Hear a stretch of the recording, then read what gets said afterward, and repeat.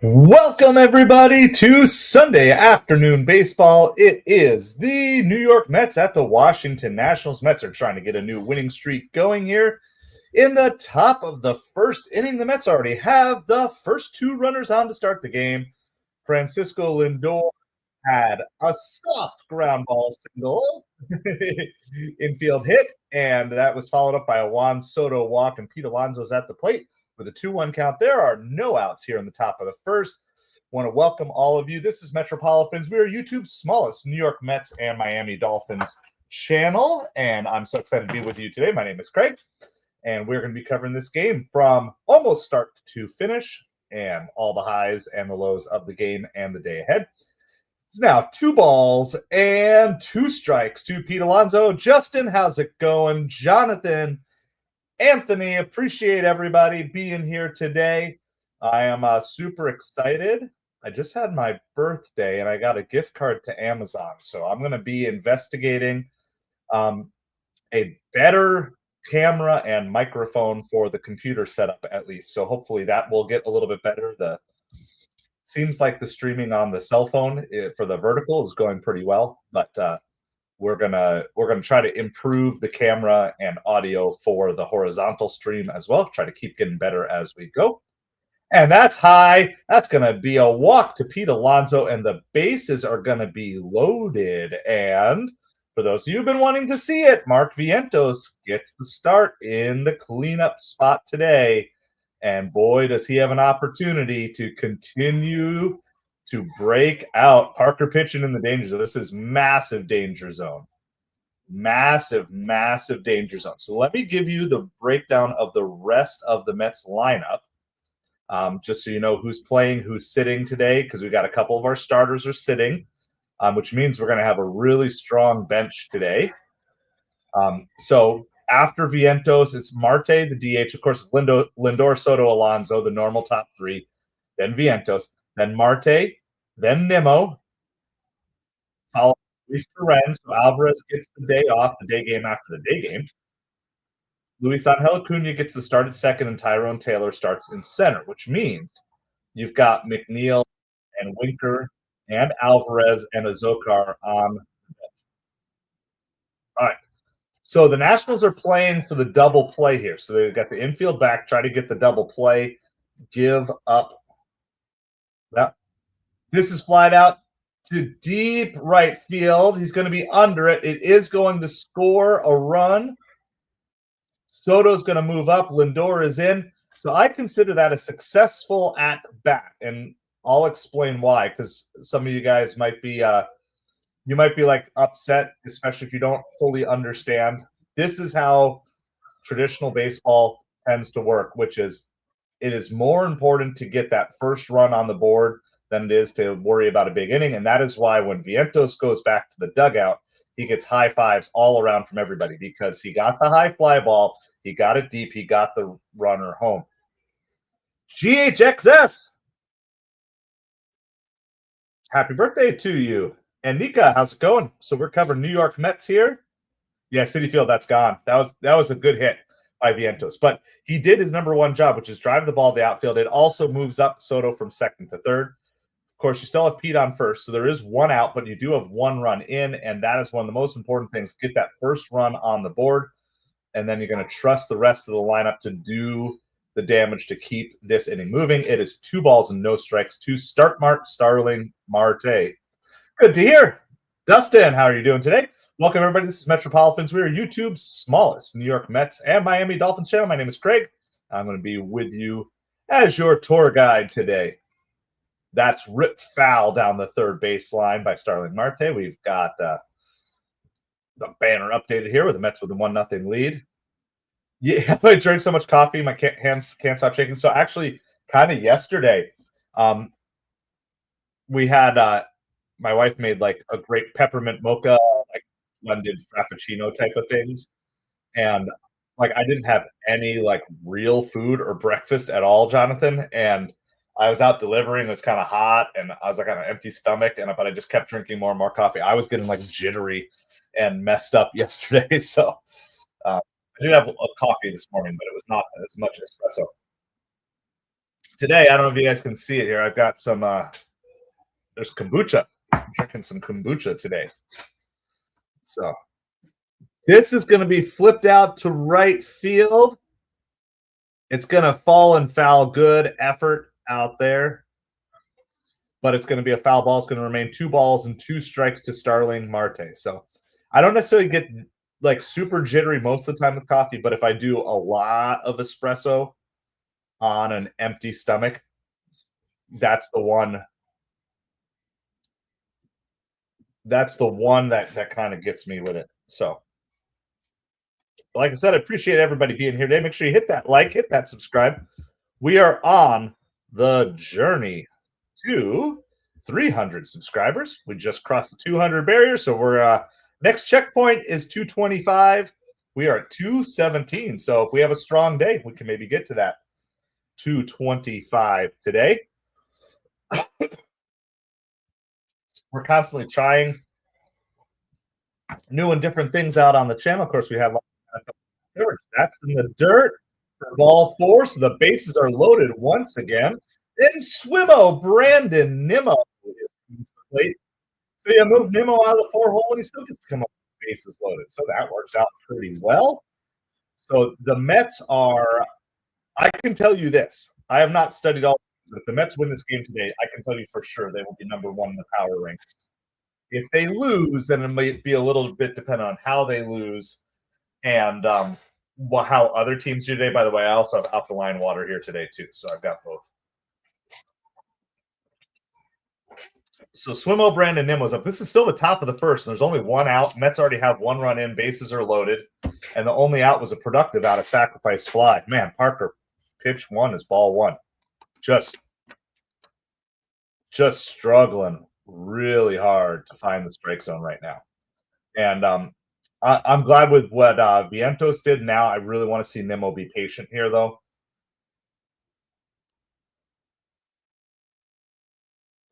Nimmo flies this one deep to center. That is going to score Soto. So that's going to be the second sacrifice fly. So they're not the big hits that we're looking for here. But that's still going to be 2-0, and I'll take a 2-0 lead to start the first. So there's only been 1 hit. The Mets have 2 runs in on 1 hit so far, which is the leadoff infield hit. Strawman? Yeah, I get that one. I get the Strawman every once in a while, Astro Rhino. Appreciate you being out. I don't know what that means, Nika, but we'll roll with it, I guess. All right. Luis Torrens is now at the plate. 2 runs in, 2 outs, and first pitch is once again a ball. So now you need a hit. You bought a pound of Chinese coffee. The company got more stores. Was it Luckin? I actually used to. I don't know if it's Luckin Coffee. I think it was Luckin Coffee. I used to own stock in Luckin Coffee, which was like a big Chinese coffee company. I don't know if that's the same one you bought from. Oh, he chased Torrens. Don't bail him out. Okay, so this is practical advice. When you got a pitcher who's not pitching strikes, make him pitch strikes before he starts swinging. This is a very common thing we deal with our little leaguers. Yeah, it is old school baseball, Justin. That's why I'm not upset with it. But now you still got to make him pitch strikes. So that's going to be up the middle. That's going to be a base hit. The ball's going to get past third base, and Marte's going to score as well. It's going to be 4-0 New York Mets. That's an unfortunate error there for the Nationals. And because it goes out of play, Torrens is going to get to go all the way to third.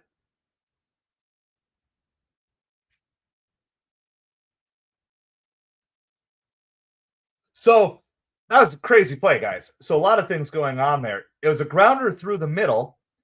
That scored Pete. Yeah, Luckin. Yep, that's the one. I used to own their stock. I don't own it anymore, but I am familiar with it. This is great. That's the clutch hit that you need by Torrens there. Oh, man, that was so high. That was like 2 inches high, and they called a strike there. Rels, how's it going? Dirt, how's it going? Well, here, I'll help you. If you want to be smarter, you can change the way you spell dirt. It's an I instead of a U. Hope I could help with you on that. All right, 2 hits, and Acuna rips it to right field. That's going to score another run. It is 5-0 New York. Acuna comes through. Oh, man, what a beautiful start to this game. Well, I mean, I know that. I was just trying to help you be smarter in case you didn't know how to spell dirt. That's all good. Dirt like Kurt. Well, I appreciate you being here, Dirt. It is 5-0 New York Mets. You have picked the right game. Oh, yeah, at this point, you can let Acuna steal. I mean, I guess the only argument against Acuna stealing here is with 2 outs.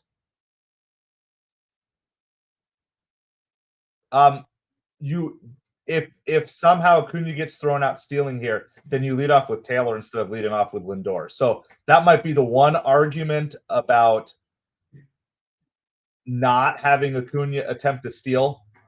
So sounds good. You know your worth. Hey, I don't look down on you. It's all good. I was just reacting to you saying you wanted to be smarter. I was just trying to help.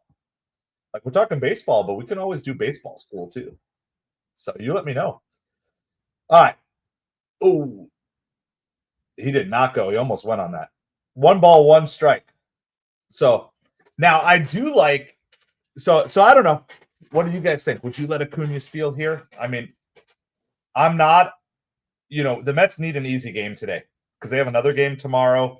If they can win and continue by like actually winning the whole series with tomorrow, you want to have a nice easy day. So you would let him steal. Like, that would be the one caution I would have, is I would say he could let him steal, but you kind of need to make it here because you got to turn the lineup over. Now, if Tyrone Taylor gets on, I love the idea of trying the double steal. Really good base running by the Mets too, going first to third.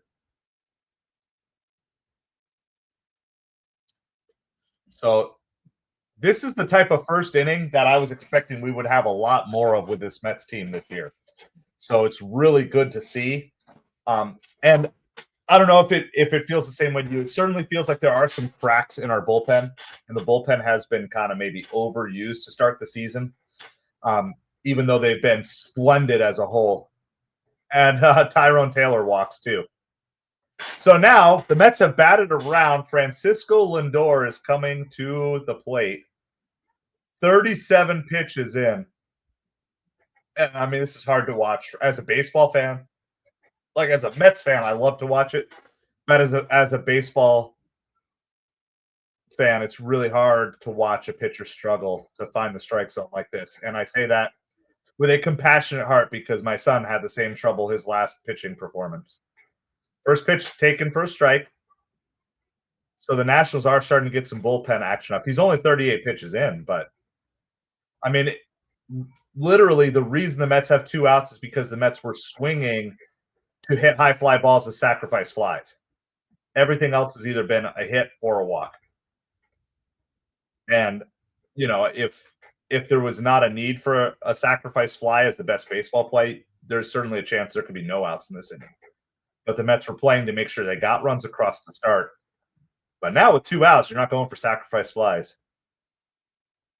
This is popped up down the first baseline. Oh, and foul territory is unable to catch it.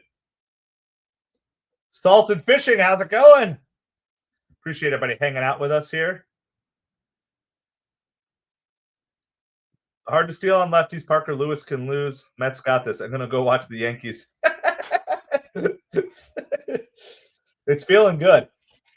It is definitely feeling good. Tyler McGill is pitching for the Mets today. He hasn't even gotten on the field yet. So definitely got to feel good.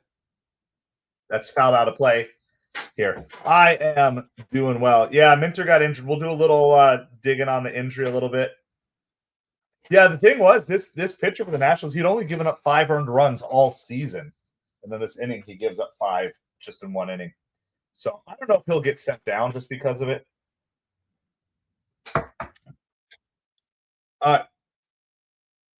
And that's another ball fouled away. So one of the things I like here, even though the Mets have 5 runs in, Lindor is not giving up an at bat here. He's not just swinging crazy. He's even though he's at an 0-2 count, he's continuing to put the ball into play. Hey, no, it's all good. I'm a Mets fan, so we're covering Mets primarily on here, but we do cover all sorts of things here as well. So Lindor pops this one up. Though he said the wind is kind of crazy here today, but that is going to retire Lindor, and it's going to retire the side, but not before the Mets score 5 in the first. The Nationals are coming up. Tyler McGill is coming to the mound. So, no, it's all good. Hey, it's cool. But if you want to give us a chance, I'd love to help you fall in love with baseball. So, yeah, I mean, the best fans are the ones that are there, tried and true, win lose. You know, it's like there's a lot of fans who just, and I get it. Like I became a Mets fan in the '80s when the Mets were good, but I was also a kid, and they were still the local team because I was in New Jersey in the '80s. But a lot of people literally just are like become super fans only when their teams win.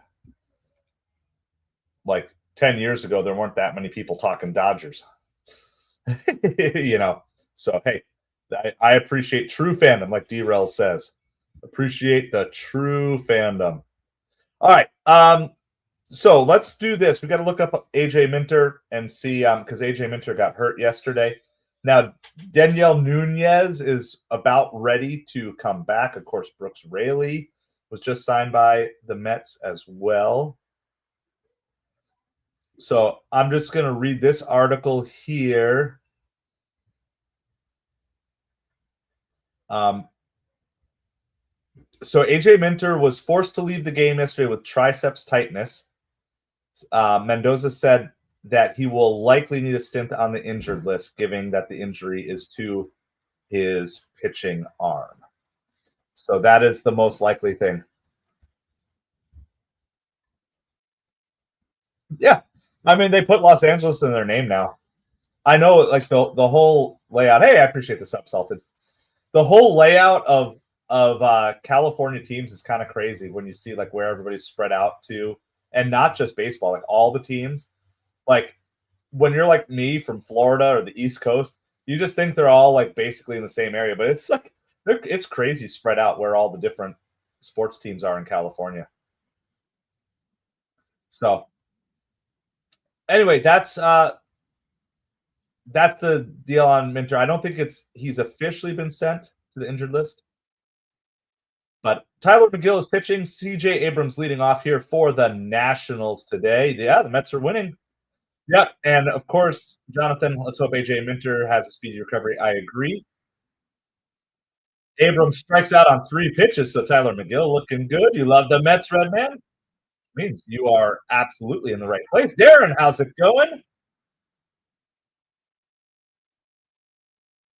Yeah. Isn't that crazy? Like I can't even like to me, like a 9-hour drive gets me to Georgia, and I'm like in South Florida. Like I'm about as south as you can go on the west coast of Florida. And like a 9-hour drive I could get from here, and I'd be in Georgia. I'd be almost. Let me see. Let me look up what my drive would be to Atlanta. I mean, it's Sunday, so it's not like crazy traffic, but I think that's like 10 hours or something like that. Let's see. What is it? It's been a while since I've done that drive. No, 8 hours, 24 minutes. So, like, just to kind of show you guys, like, Southwest Florida, that's like as far as you can go to Atlanta is like less than it says 8 hours 24 minutes. So I could like leave now and I could get to Atlanta before Salted Fishing could get to San Francisco 49ers game.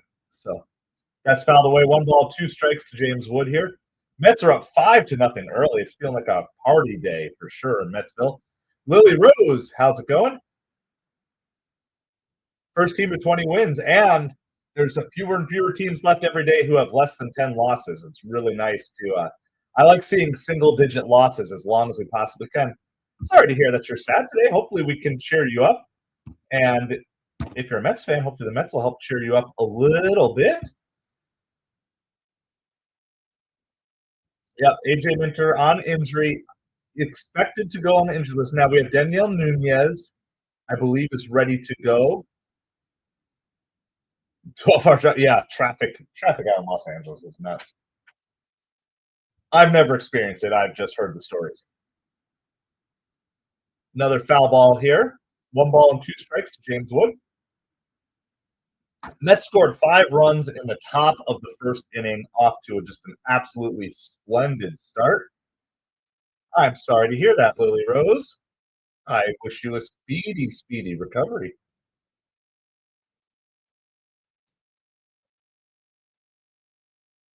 This is a grounder to Acuna. He tosses over to Pete. There's 2 up, 2 down. We're 10 pitches in to the bottom of the first inning. Tyler McGill playing today, pitching today for the Mets. So, sounds good. That's my goal. My goal is to turn people into baseball fans because I think there's a lot more to this game than a lot of people realize. And eventually, as we can grow this channel, I want to actually cover more games. So we actually did cover like Cubs Dodgers when they were over in Japan. We covered those games live. So that first pitch strike here to Luis Garcia.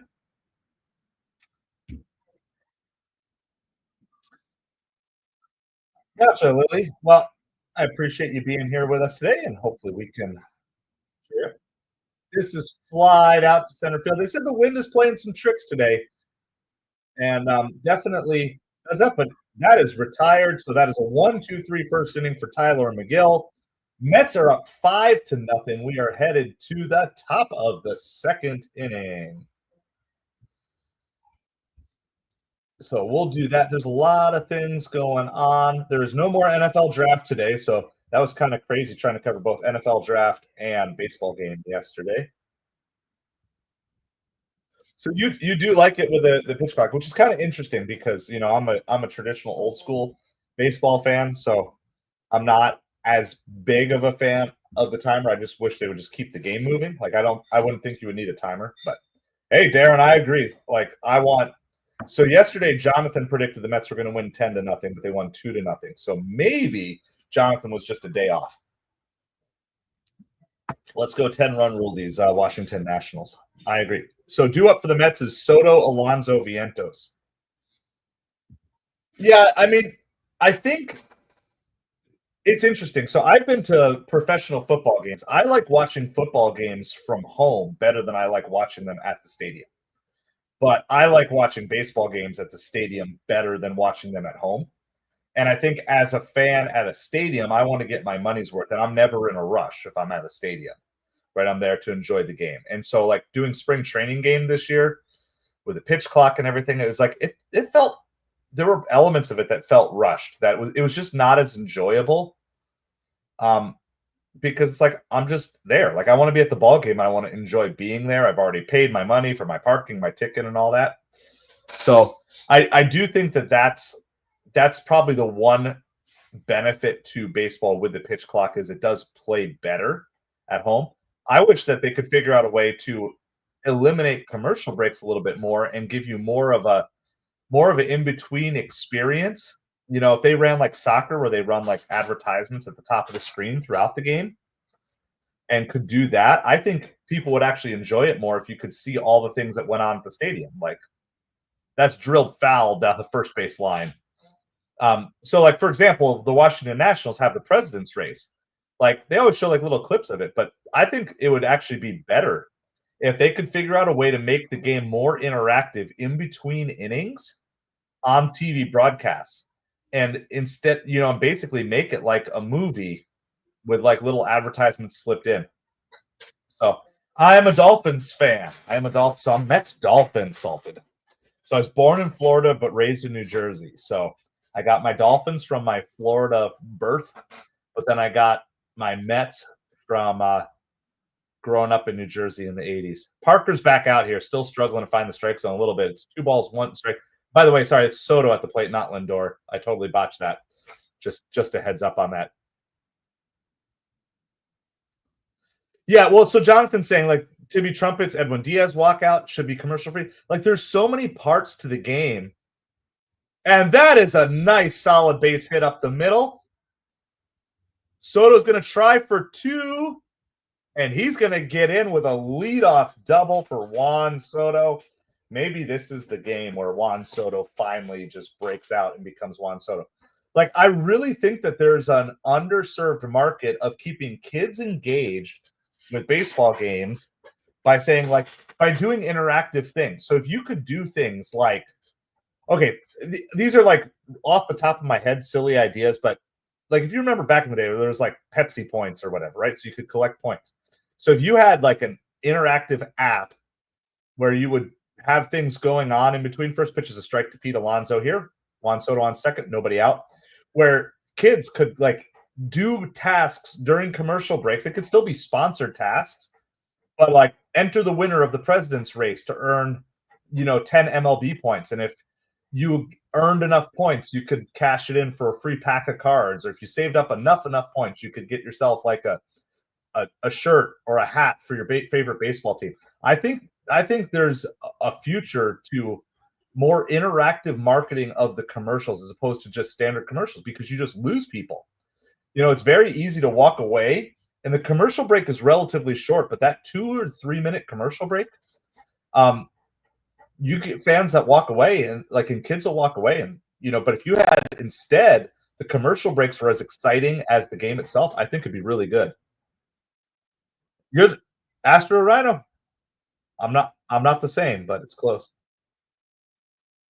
Exactly. Having active and that's what it is. When you go to a ballpark, you have that experience, or like Savannah Bananas, right? They have that experience. I don't think Savannah Bananas are successful just because of all the gimmicks they do within the game. It's how they make the whole thing a fan-friendly experience throughout. And MLB has failed to figure out how to turn the TV viewing experience into fan-friendly. And I think if you had a way where kids could watch this game, right? So I could be watching this Mets game, and as a kid, I could earn points in between every inning. And if you did things like, teach kids how to score a game, and if you turn in a completed scorecard at the end of the game, you get like 100 bonus points, even if it's not perfect, right? But just like if you complete a scorecard, it would be good. Steve, how's it going? Appreciate you. It is 5-0 Mets, 2 balls, 2 strikes to Pete Alonso here. Juan Soto on second with a leadoff double. Abrams makes a diving stop, but Pete is able to beat it out for an infield hit. My name is Craig Astro. Lake Elsinore Storms. I will have to look that one up. There's been so many changes to minor leagues. So let me look them up. They're a minor league baseball team, single A affiliate of the San Diego Padres, Lake Elsinore Storm. Salted fishing. How's it going, Jax? So Mets have 2 runners on, nobody out to start the second. They're already up 5-0 after scoring 5 runs in the first. Swaggy Marky V is up. And I'm going to tell you, I see zero reason why the Mets would take their foot off the gas here. Brett Beatty play for the Savannah Bananas next year? Maybe. Maybe. Can you make a trade? Can the Mets trade with the Savannah Bananas? All MLB wants is money for TV. Well, exactly. But that's what I'm saying is there's got to be a better way to monetize the commercial breaks by having sponsorship. So like you could have whatever. I'm just using Pepsi as an example. You could have Pepsi sponsor the point system, and MLB is making money. Plus, they're selling merchandise. This is going to be flied out to shallow center field. There's a collision out there. Makes a catch. And Soto is able to tag up. Luis Garcia is hurt, though. He made a great catch, but a collision. Absolute collision. Soto moves up to third by tagging up. They had the stilts guy. All right, so we're at an injury timeout here to see.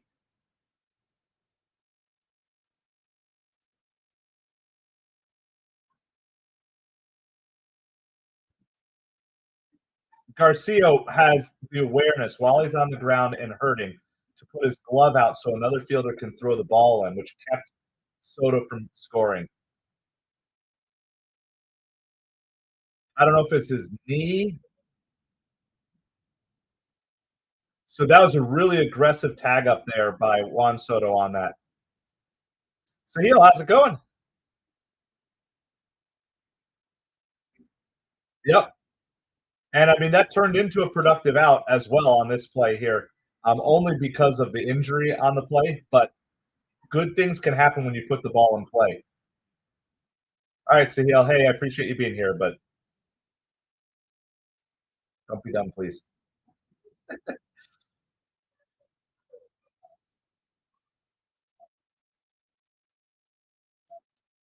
So we're still injury time out here. Luis Garcia crashing into an outfielder, makes the catch, holds on to the ball, gets his glove out.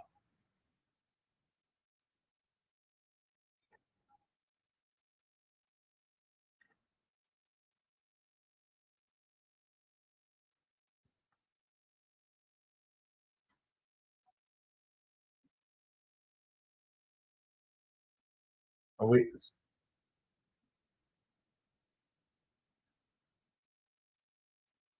I don't know. So there's some sort of challenge or something going on.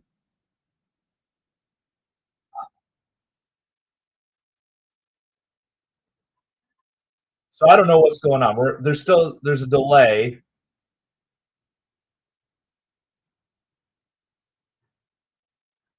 Are they checking to see if Soto tagged?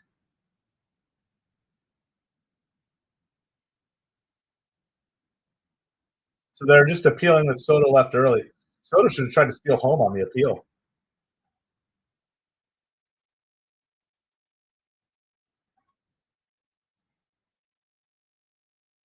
So they're just gonna basically the Nationals appealed the play and going from there.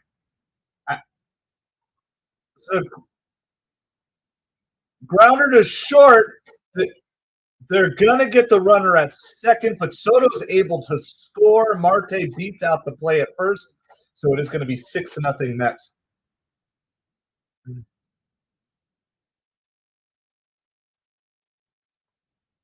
Cricket. So I don't know too much about cricket. I've learned a little bit from John Boy, Jomboy. If you know John Boy, he does lots of like sports breakdowns and stuff. Um, so I've learned little bits. I know a little bit about wickets and stuff like that, but I don't know too much about cricket overall. Thanks, Salted. I appreciate it. Try to be fun. Try to be family friendly, F-bomb free. Have some fun. I don't mind joking around a little bit, but let's still keep the conversation productive and going. All right, so let me just reset because a lot of stuff going on here after that injury. That's a liner by Nimmo, line out to second base. So that's going to end the inning here. So cricket is awesome, Jonathan says. 6-0 Mets. Absolutely, Travis. Thank you for hanging out, by the way. Make sure you guys check out Travis's channel. He does lots of Mets coverage over there as well. Was it just yesterday that we rated you? I think it was yesterday we rated Travis. So if you guys are looking for other Mets coverage, make sure you go check out Travis. Mad Mike. Also, we rated Mad Mike yesterday as well. So appreciate you guys. Definitely keep that creator keep that creator vibe going for sure. So it is 6-0 Mets here going to the bottom of the second inning. So yes, appreciate everybody hanging out. This is MetropoliFins. My name is Craig. We're YouTube's smallest New York Mets and Miami Dolphins channel. So hit that like, hit that subscribe. 6-0 Mets. That could have been even more that inning as well. There's just a lot of stuff going on with the injury there. TV remote wasn't working. Bench it. Send your TV remote down to the minors, Mad Mike. Well, as always, you're welcome to hang out here on the days that you aren't streaming. So, again, yeah, if you guys are looking for there's lots of good content creators, and it's just hard. It's hard to get noticed by the YouTube algorithm because they always, the big boys always get promoted, which for like Mets streamers, and it's nothing against them because they put in the hard work too. And they've probably been doing it for certainly a lot longer than me. But like pure adrenaline sports kind of takes the top search results, and plus a lot of the I don't know if you other streamers have noticed, but the Spanish speaking Mets channels do killer. Like I was looking at one yesterday, had 2,000 people watching as a Spanish streamer, and no habla español here. So let's see, 2 to 5 business days. Looking at Wednesday. So yeah, I'm going to be ordering because I'm streaming both on horizontal and vertical. I'm going to be ordering a webcam and or a mic for my horizontal stream, make it better. The Dolphins sell. Um, you know, I don't think either Tua or Herbert's ultimate career destiny is determined yet. I think they're both kind of up in the air. But appreciate you hanging out with us. I actually like the Dolphins draft overall. You know, the outspoken Dolphins fans, of course, don't like it. They don't like anything that Greer does. But I actually like how they focus mostly on building the defense. Their strategy going in was that there was going to be more offensive linemen available as undrafted free agents. And the best offensive linemen were generally overdrafted for their slot in the draft.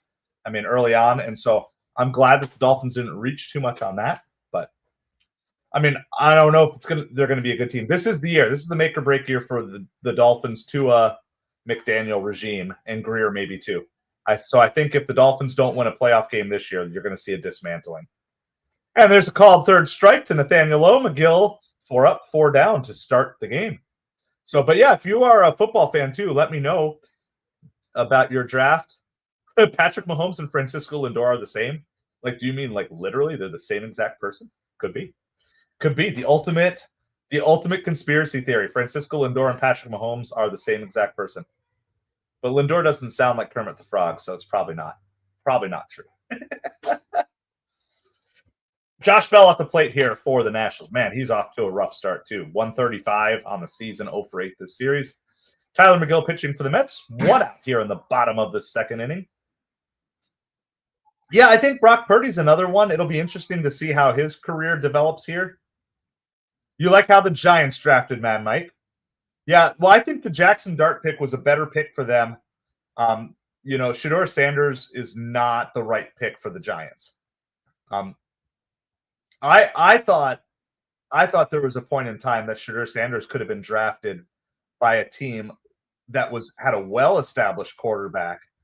So if you remember back in the day with Brady, the Patriots would keep drafting quarterbacks like the Garoppolos and stuff, and then they would develop them and then trade them for more picks. So I thought maybe you would see a team like the Eagles or the Chiefs, especially as he kept falling, draft Shedeur later on, and then basically say, look, get on board and we'll raise you up and we'll teach you. But in the end, it ended up being Cleveland Browns pick. So we're not playing anything. We're just covering the New York Mets game. By the way, that's the second out of the inning. So we're just covering the New York Mets game here. Mets at the Nationals. Mets are up 6-0. Tyler McGill is not your favorite. Tyler McGill is my favorite pitcher on the Mets. Not to say the best pitcher on the Mets, but he's definitely my favorite pitcher.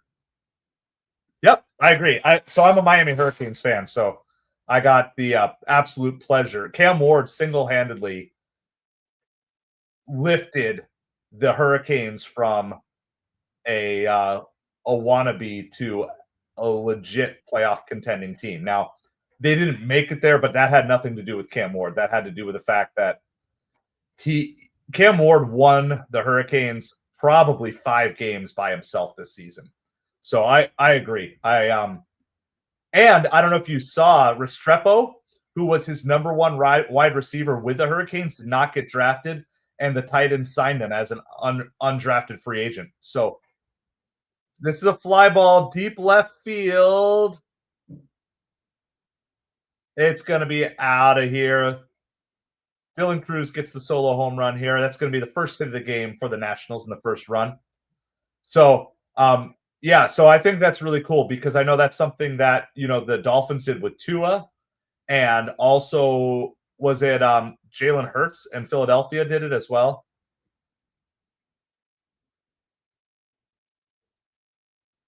That is the first. Oh, and it was barely over.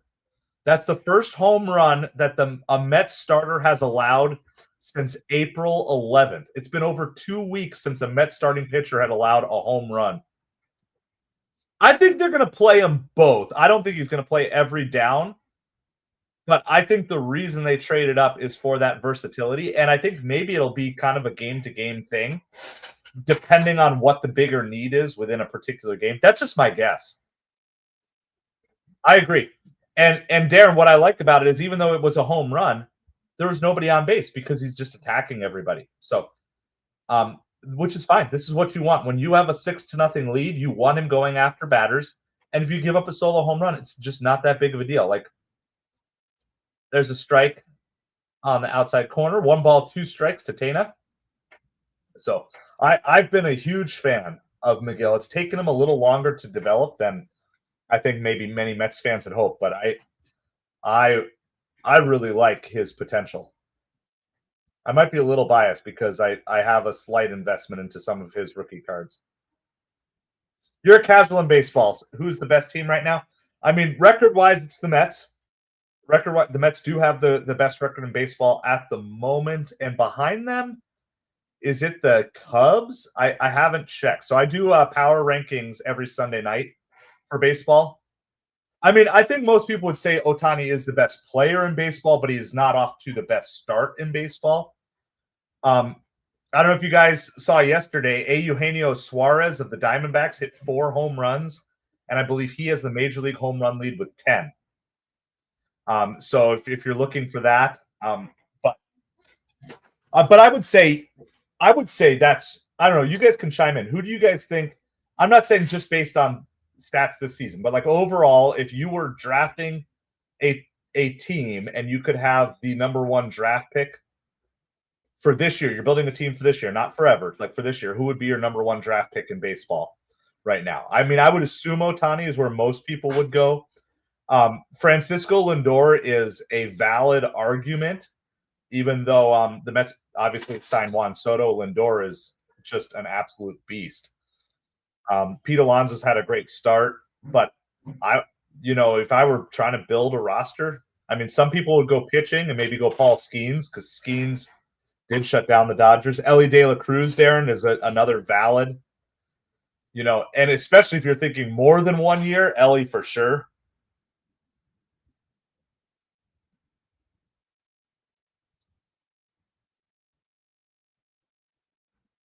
This Nationals team is going to be a good team in a couple of years if they can keep this core together, by the way. I know. It's been like 2 weeks.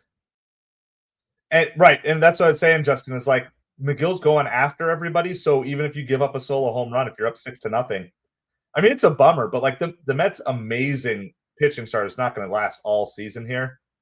Here's a little grounder back to McGill, throws it over to first.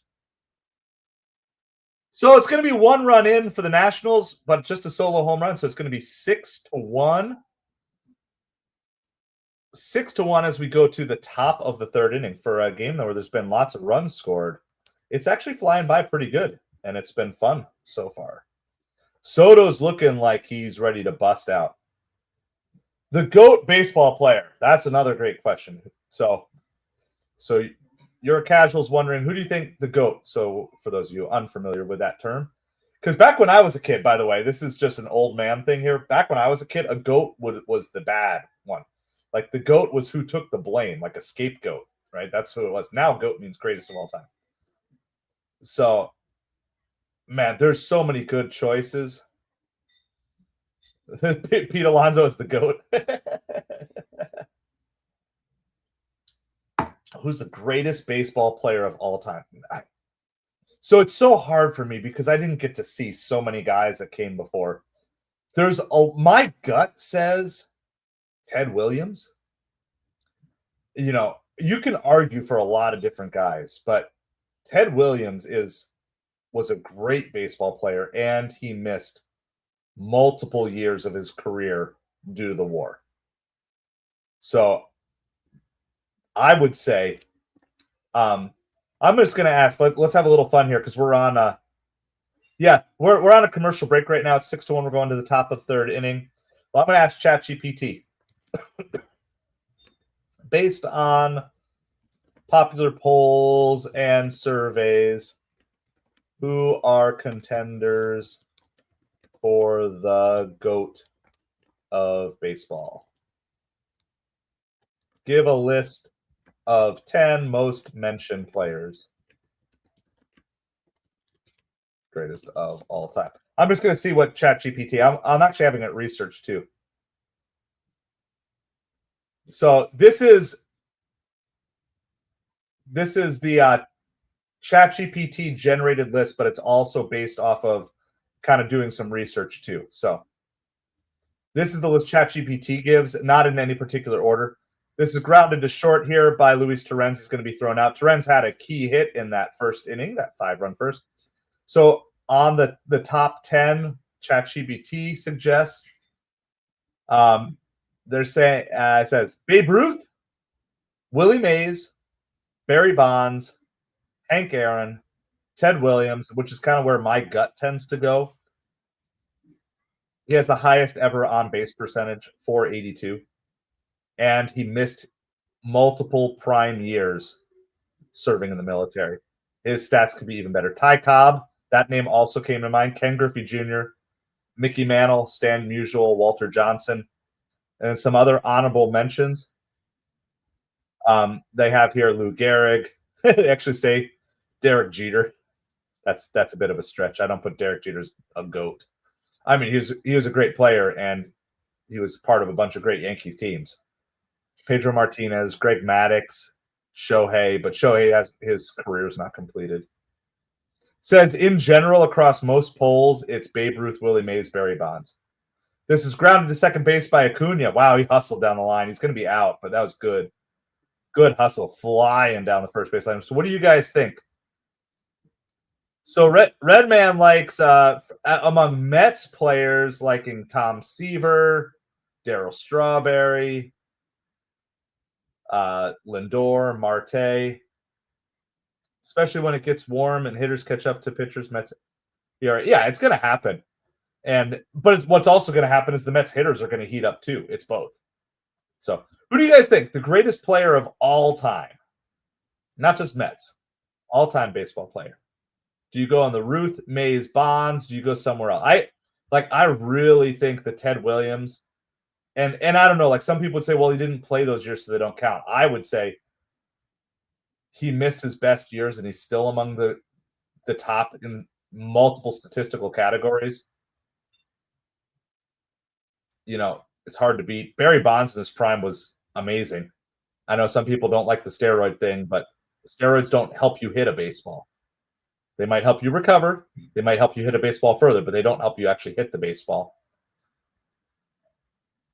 So I don't know. What do you guys think? It's always a fun discussion. But this is a drive out to deep center field by Tyrone Taylor. Gets under it, makes a catch on the warning track. And the Mets go in order for the first time this game. So it's going to be 6-1. Headed to the bottom of the third inning. Here, Tyler McGill's given up 1 run on 1 hit, a solo home run. So that's what we have. The Mets scored 5 in the first, 1 in the second, with a 6-1 lead right now. So welcome, everybody. This is MetropoliFins. We're YouTube's smallest New York Mets and Miami Dolphins channel. My name is Craig, and we are bringing to you coverage. Redman says his dad's favorite baseball player is Roberto Clemente. That is not a bad choice as well. Thank you all day. Hey, Mets and Dolphins. There's a few of us out there. There's a few of us. We're a rare breed. It's me and Frank the Tank. Before your time, Anthony says, but he thinks Joe DiMaggio. You know, it's so hard to compare across eras because the rules are so different. Like, it's the same thing with like football. Like, how do you compare across eras? You know, there's especially when there's significant rule or equipment changes. So like in football, one of the biggest and most significant rule changes is really not being able to hit the quarterback at all nowadays. Like, it makes you wonder, what would Dan Marino have been like if you couldn't hit him like the way that you can't hit quarterbacks now? You know, all these guys, like they could have gotten laid out. Like, I mean, different things. So There you go. I grew up in New Jersey as well all day. So I was born in Florida, grew up in New Jersey. Now I live in Florida, but brought the Mets with me. A couple of memorable seasons and lots of suffering seasons, kind of like the Dolphins as well. All right, Ronnie Mauricio is on a rehab assignment. He is starting with Port St. Lucie down here in Florida. So he's going to be working his way up. We'll see what's going to happen there. Of course, with injuries and stuff, you never know what's going to happen. We'll see how well he works his way up through the system. It is 6-1 Mets here going to the bottom of the third inning. My favorite Met to watch as a little kid. So when I was younger, so then that's talking like the era of the 80s. I mean, Dwight Gooden, Darryl Strawberry. And I also like Howard Johnson. Those were probably my three favorite Mets, like from that 80s team. How's it going, Mets fan? I'm a Mets fan too, so I think you found the right place.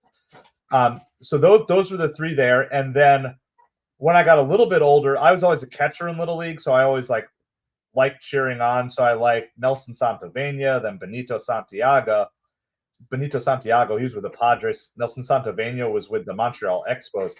They were some of my favorites. And then this kid came up named Mike Piazza, came up with the Dodgers, and I just liked everything. There's a walk here to Alex Call for McGill, first base runner other than the home run that he gave up today. So it's going to be a leadoff walk. Riley Adams, the catcher, coming up for the Nationals here. And Mike Piazza came up, and I just loved him. And then, found out he was going to get traded and got traded to the Marlins, and I was crushed, because I knew the Mets could have used him. And then whatever it was, 10 or 12 days later, he got traded to the Mets, and that was peak. I don't know if I was I don't know what year that was exactly, but I was like a teenager. It was my favorite player got traded to my favorite team.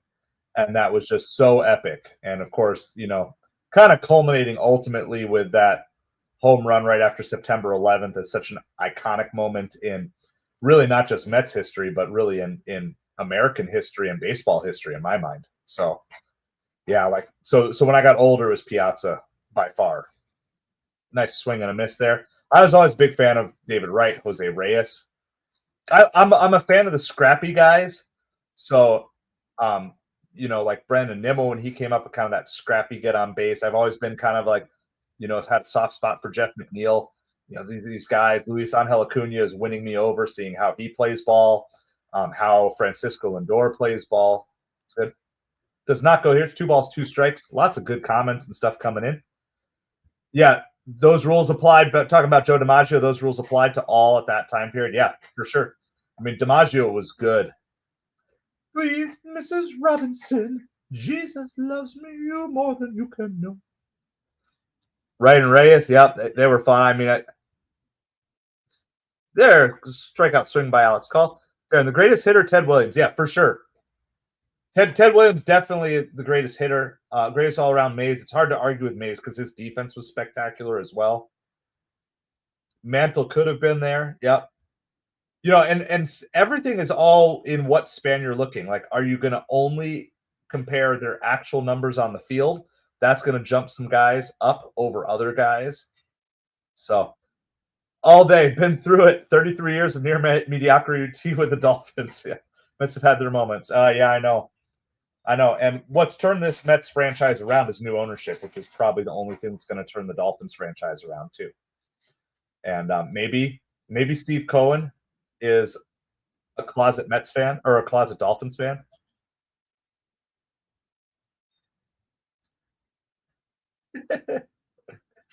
Frank, that's a hot take for sure. I don't know if I agree with you on all that, but I mean, that's a hot take. Frank says Torrens is the best player on the team. Fantastic overall catcher. Okay, so I will agree with you that overall, I was nervous going into the season, with Alvarez being injured and thinking Torrens is going to be, and he definitely filled in suitably. So I will agree with you on that. He's been a great surprise and a fantastic overall catcher, and great hitter, great emotional presence on the team. He makes Lindor and Alonso look like crap. I don't know if I would go that far, or that Alvarez should be the backup catcher. I don't know if I would go that far. or that he's the best player on the team. But I appreciate the hot take. I appreciate the hot take for sure, for sure.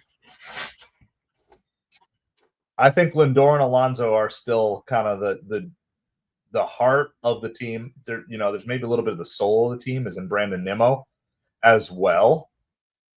I just like how this team, and I don't just mean the actual team. That's a strikeout swing by C.J. Abrams there. There's 2 outs in the bottom of the third.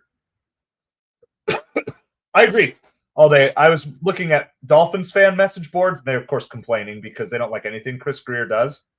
But I can't comment in depth on the players. I don't have time to research all these college guys coming out. I watched some college football, but based on the positions they draft, I like how they drafted.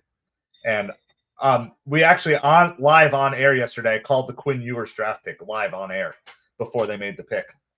So that was really cool. I got to cut that into a short because I called it. So that was the one draft pick I actually picked right.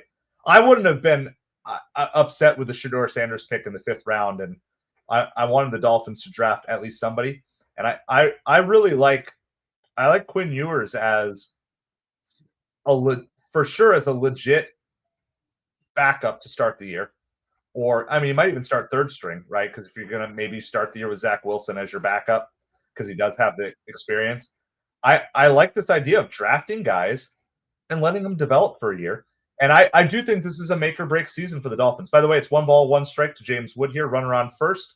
2 outs. Bottom of the 3rd inning. Mets are up 6-1. Don't want to lose out on all of that.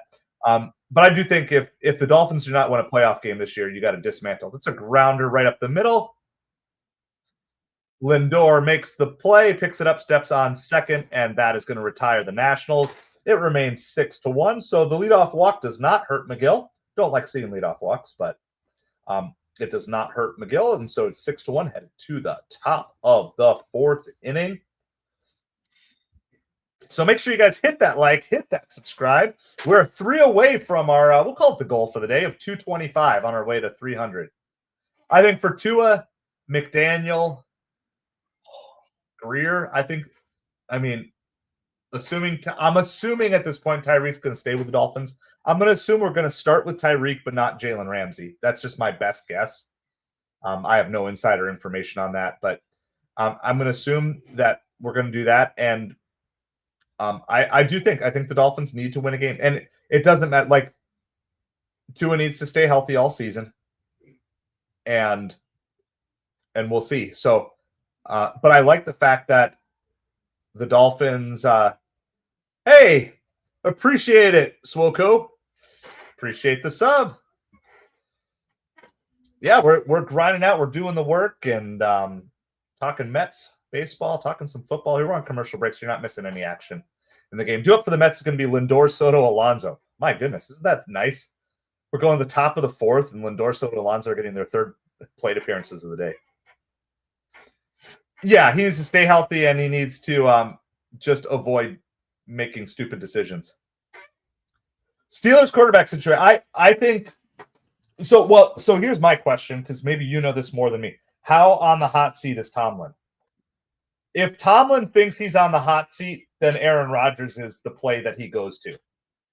If Tomlin is not, if Tomlin has a year, then you might as well develop a quarterback. But I think if you're Tomlin and you believe your job is on the line, Aaron Rodgers is your best chance, like it or not. He's the best quarter, unless you can pull a trade off. So that's just my take on it. First pitch, swinging by Lindor, a little pop out to right field. So 1 out, top of the 4th. So that's what I would say. And I don't know how open and honest they are with Tomlin. Like, I get the Steelers fan frustration, but like the Dolphins fan frustration is the exact opposite of the Steelers, which is we basically just fall short of the playoffs every year. The Steelers get in the playoffs and lose in the 1st round every year. So I get the Steeler fan frustration of it. I can just tell you it's much worse on the other side. I would rather make the playoffs and have hope and lose every year like the Steelers do than basically – I mean, the Dolphins have made the playoffs a couple of times here, but you know what I mean. In general, I would rather have that than not make the playoffs consistently. No balls, 2 strikes here to Juan Soto. So I think that's what I would say in general. Um, and I think the reason that it's more likely to happen is that they did not take Shador. If Tomlin's job was not on the line, I think Shador with Tomlin would have been a dynamic combination. And I think the fact that they did not take Shador, even though they had multiple chances, tells me that Tomlin cannot risk that. His job would be too much of a risk if they brought Shador on.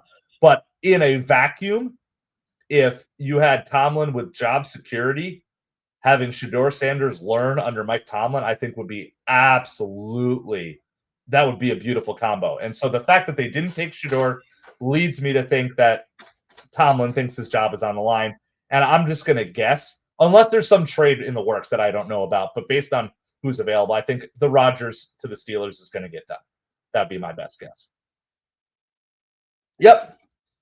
The Dolphins give us hope in the regular season, and then it falls short. The Steelers give you hope in the playoffs, and then it falls short. So it's really, the only difference is we just draft about 4 picks ahead of you every year. But that's it. But I would just say, like, from either side, I'd rather have the hope and be disappointed than not. So Patrick Mahomes is the best. Red man, yeah. You are spoiled there. You are spoiled in Kansas City. A 4-pitch walk to Juan Soto. So I believe Soto has been on base every single time today.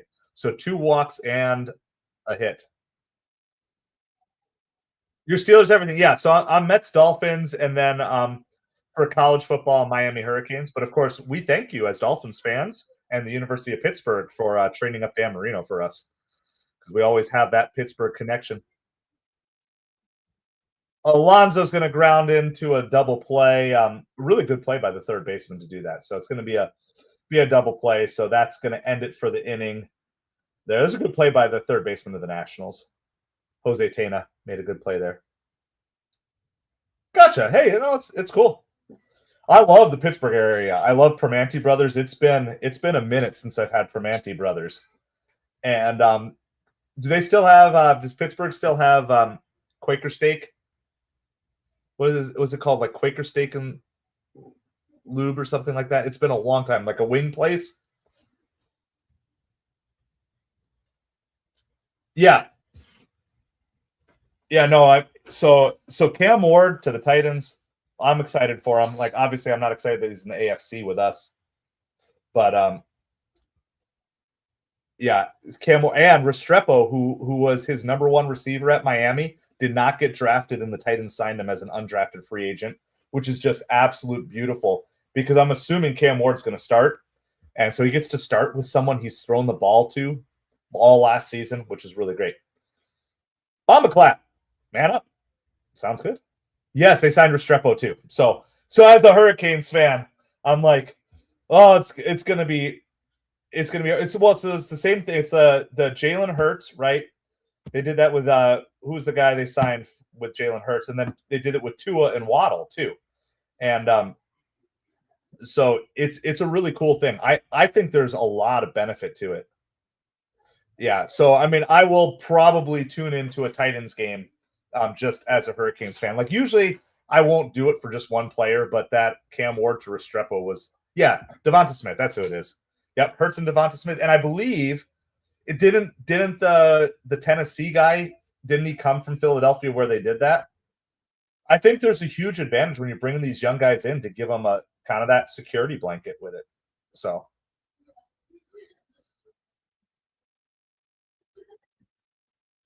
All right, Tyler McGill is still out here. Bottom of the 4th. He's at 52 pitches, a little high on the pitch count, a little higher than I wish that he would be. But overall, pitching really well today. One run given up on a home run, and that's the only hit he's given up so far. It's 6-1 Mets. Hey, I appreciate it so much, Swoko. For sure. We basically are going to be doing baseball throughout the summer and then football throughout the fall and winter. It's great because one season just goes right into the next, and there's never any break. So we did some draft videos and stuff this weekend, and we've got other stuff coming out. So I appreciate you so much. So thanks for the sub. Thanks for the good conversation as well here. No balls and 2 strikes to Luis Garcia Jr. He was injured earlier, but able to stay in the game. Absolutely, Swoko. Have a great Sunday. Sunday, Sunday, Sunday.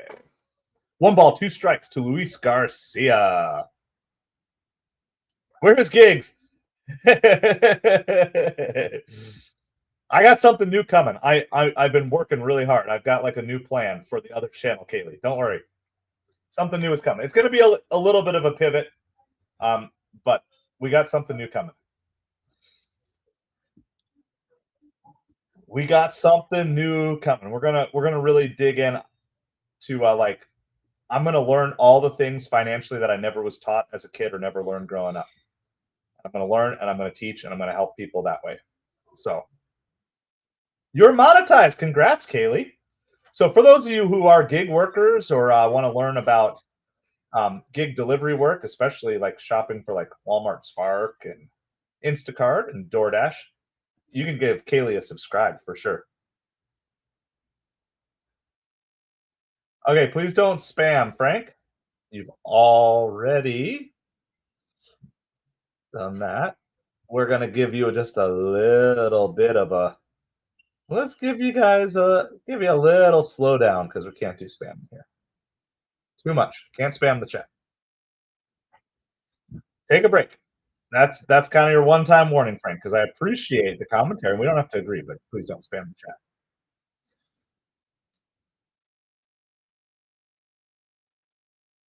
Oh, ShopRite. They're doing a ShopRite commercial. That's where we used to shop growing up in New Jersey. ShopRite. Well, congrats on getting monetized. So yeah, if you guys want to learn more about food and gig delivery. No, we're talking about New York Mets, but Kaylee, who's one of our mods on this channel, she just got monetized talking about food and gig delivery work. So a good fan of, or a good friend of this channel, as well as my other channel where I talk about money and finance and gig work and stuff like that over there. So I don't promote that other channel too much on here, but I know Kaylee from the other channel first, and she also helps out over on this one. All right, it is 1 ball, 1 strike with 1 out. Nathaniel Lowe at the plate here. Mets are winning 6-1 in the bottom of the 4th inning. Tyler McGill has 60 pitches on the day. That's a looper. Oh, a nice little sliding grab by Tyrone Taylor. So we're going to cover stuff like that on the other channel. Yeah, multi-channel. So I've been taking a little break from the other channel because I just needed to clear my head a little bit and needed to pivot that channel to something. I tried one pivot and it didn't work, so I got to pivot again. Hey, thank you, Nobi. Appreciate it. We just got to know Swoko Gaming. I appreciate you being here, talking all things Pittsburgh with him. So, yeah, so welcome everybody to MetropoliFins. My name is Craig. We are YouTube's smallest New York Mets and Miami Dolphins channel. Talking baseball and football from a Mets and Dolphins fan perspective. We are family friendly and F-bomb free here. Like to have a lot of fun talking strategy and stuff like that. So that's really cool. Tyrone Taylor, I like him from the defensive side. I wish his bat was more there. Ooh, he holds his swing. Josh Bell does there. It's no ball, or not. It's going to be 1 ball and 2 strikes. So he held his swing. 2 outs in the bottom of the 4th. Tyler McGill trying to get out of this inning. I'd like to see McGill try to get to seven innings this game if we could, because he's got the cushion. He's got the lead. Oh, awesome. Well, that's really exciting. Really cool. So what sort of stuff does Swoko talk about? He said journalism student, right? I believe. Yeah, journalism. So that's cool. I appreciate it. Yeah, well, because I was talking about, I was doing gig work, and then I was trying to pivot to like life transformation, but that wasn't really gaining a ton of traction. So I think I'm just gonna kind of bridge the gap between the two to just financial freedom. I think is like, which is still going to include the gig work and things that go along with that. So awesome. I appreciate it so much, Nobi. So awesome. I appreciate it. We are 1 away from our goal for the day, our streaming goal today of 225 subs. So we're trying to get to 500 by the All-Star break. So we're closing in and getting halfway there. I appreciate everybody hanging out. My name is Craig, MetropoliFins here. This is YouTube's smallest New York Mets and Miami Dolphins channel, at least for now. At least for now, it's smallest. do it for the Mets here in the top of the fifth is going to be Swaggy Marky V, Start Mark Starling Marte, and Swimmo Brandon Nimmo.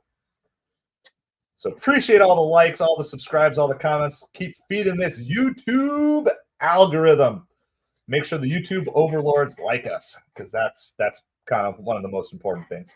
Try to make sure you guys like me too. So we were hanging out today. This Mitchell Parker kid, he got off to a really rough first inning, but I'm going to give kudos to him that he has pitched through a really rough start. And like, not every start's going to go the way that you want, but I mean, he looked dead in the water in the first inning, and he has just continued to grind it out. I mean, he is at 76 pitches through 4 innings, but I mean, for real, he has done a job today, and I can appreciate that. Just as a baseball fan, when things are not going your way, I can 100% appreciate that. So it is 6-1 New York Mets. We're going to the top of the 5th inning. This game is absolutely flying by. Flying by.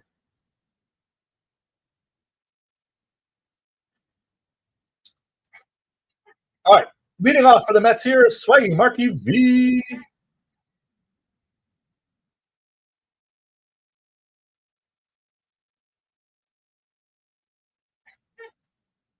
First pitch is a ball. So that's put the Mets. The Mets have had a lot of favorable counts all day here today. So it's really nice when you can start out with a first pitch ball. Ooh, big swing there. Swing and a miss by Vientos. 1 ball, 1 strike.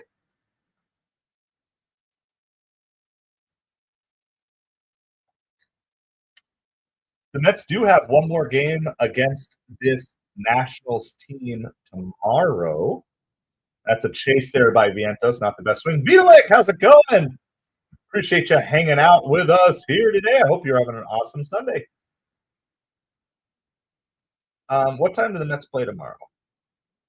4:05. Yeah. So I will not be able to cover the game tomorrow. My son's playoffs start for Little League. Start tomorrow.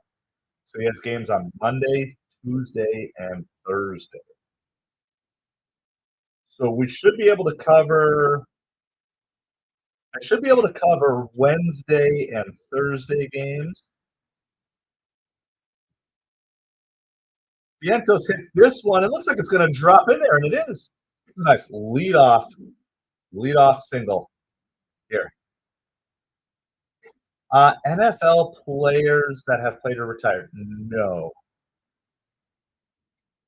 225. Hey, thank you, Smoko. Thank you for the shout out in your Discord as well. I appreciate it so much. So what do you talk about in your Discord? Like, are you talking about journalism stuff, or you talk about other things too? Thank you. Yeah, so everybody makes the playoffs because it is Little League. It's pool play. So there's 4 teams in his pool. There's 2 teams that, based on our scouting, we should be able to beat. The 3rd team, we lost to by about 3 runs during the regular season. So, hey, Promise, thank you. Welcome. Glad you guys are here. We're talking New York Mets baseball here today. So grounder down to first. They're going to get Vientos, the lead runner, at first. It's going to be the first out of the inning. Well, that's really cool, Nobi. I have met so those of you, I don't know if he's officially retired, but Jackie Bradley Jr. You guys know Jackie Bradley Jr. He lives in my town, and he actually coaches his daughter's softball team, and he knows the head coach of my son's Little League team. And so I've gotten to meet him a couple of times this year. So that's one. And then I also got to interview a Major League Baseball player a couple weeks ago, but I'm not saying who yet, other than it is a Hall of Famer. So I got to meet him, and we're going to release the interview on the channel here eventually. So it's coming. Thank you, Anthony. Thank you for the wishes for the Little League team. So, yeah, so basically, my son's team probably are going to have to win all 3 games, because the other team that we lost to, they're probably going to win the other 2 games too. So we probably have to win 3 games in 4 days, which is going to be tough. But we'll see how that goes. And if they make it out of pool play, then they'll have a couple more games. It goes single elimination after that. So So we'll see. We'll see how the team does. My son, as a whole, has had a tremendous season. So we're waiting to see if he makes the call for All Stars. He's a little young, but his stats were dynamic. He hit over 700 for the season with like a over an 800 on base percentage. Plays center field and starting to pitch just a little bit, and has over 70 stolen bases on the season. Yes, our season is just about over. I know everybody else is just getting started, but we're waiting to see because he is 9, and so there's going to be some older kids that'll have some preference over him. So we will find out about that in just over 2 weeks. May 15th, All Stars gets announced. So I can tell you this: my son has had a better baseball career than I have ever had. So I'm excited for him for that. So yeah, he is a baseball boy through and through. This is foul away. By the way, it's Luis Torrens up for the Mets here. 1 ball and 2 strikes, 1 out in the top of the 5th. Mets are up 6-1. Appreciate everybody hanging out with us here today. We have hit the stream goal of 225 subscribers, so I appreciate it.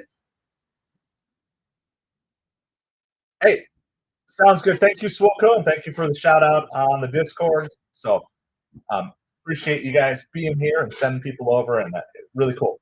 So it's always great to meet new people. It's one of the best parts about doing this whole streaming thing. Starlight, how's it going? Appreciate you hanging out with us here today.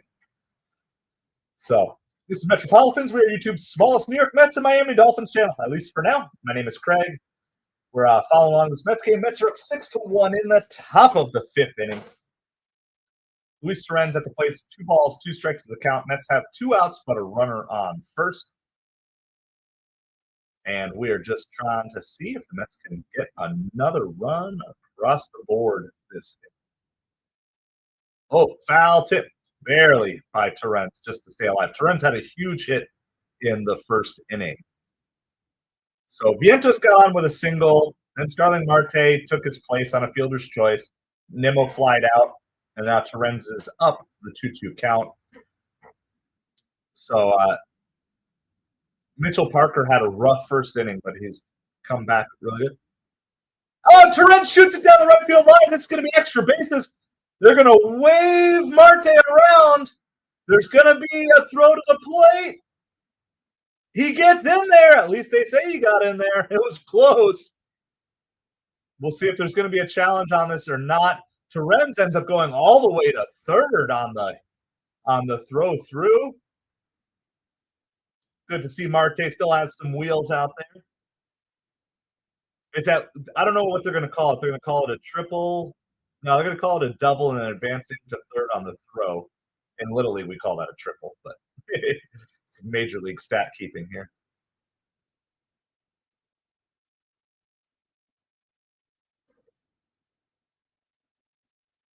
That was a really good. Got in there. Marte got in there with his hand, so he's definitely safe. So it is going to be 7-1 Mets. 7-1 Mets here. Mets keep piling runs on, which is what we want to see. This is the Mets team, and I know it's crazy. Ole Miss, like as in the school, yeah, the Rebels. Ole Miss Rebels. So Mets have a runner on 3rd here with Luis Angel Acuna coming to the plate. Chance to knock another run home here, get up to an 8-1 lead here. Yeah, the Torrens guy. I only timed him out for 1 minute, so he could come back. He's going to be more convinced than ever that Torrens is the best player on the Mets. I mean, Torrens is having a great game today. So I've said, hey, Matthew, thank you so much. Gary good all the time. There he is. He's back. Oxford. Awesome. Well, good luck. Be safe out there, Kaylee, for sure, as you're out delivering today. Scary good all the time in all categories. You're a legendary broadcaster of 46 years and a Mets fan since 67. Well, thank you. Thank you for the compliment. Just please don't spam the chat, okay, Frank? You can have your hot takes. It's good. We're all good. We like hot takes in here. I mean, enjoy. I mean, Torrens is having just an absolute stellar game today.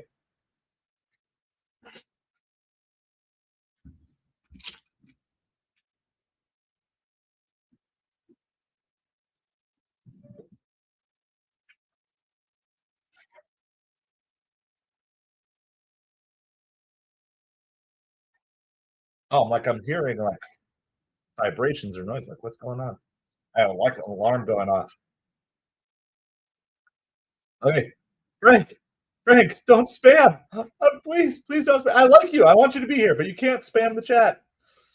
You can't spam the chat. Please, just post it once. We'll cover it. Don't worry. We're small enough. Just post it the one time. We're good. I want you to be here. I need someone who saw the Mets before me.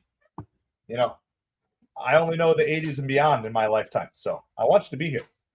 I really do. Shadow, how's it going? Yeah, I saw it, Kaylee.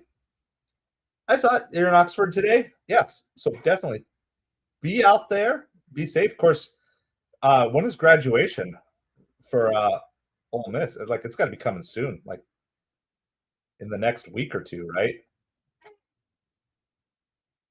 Chantel, how's it going? So in terms of being a moderator, Shadow, hang out with us, kind of get the vibe of the channel. You know, be around, be posting. Let us get to know you. I'm kind of, when I'm sitting here at a computer, it's pretty easy to mod right now. And we do have some good mods on this channel, but I'm kind of slow with bringing mods on just because I'd rather just make sure I know you a little bit, but just hang out with us, keep hanging out. There's going to be a need for mods the more and more that we grow. So, but I appreciate you being here with us today. We are going to the bottom of the fifth inning. It is 7-1 New York Mets now. Tyler McGill so far has been pretty much cruising, gave up one solo home run. Otherwise, just looking absolutely great today. He'll have enough innings to qualify for the ERA lead. He won't probably take it over, but I appreciate everybody coming in. As you come in, hit that like, hit that subscribe.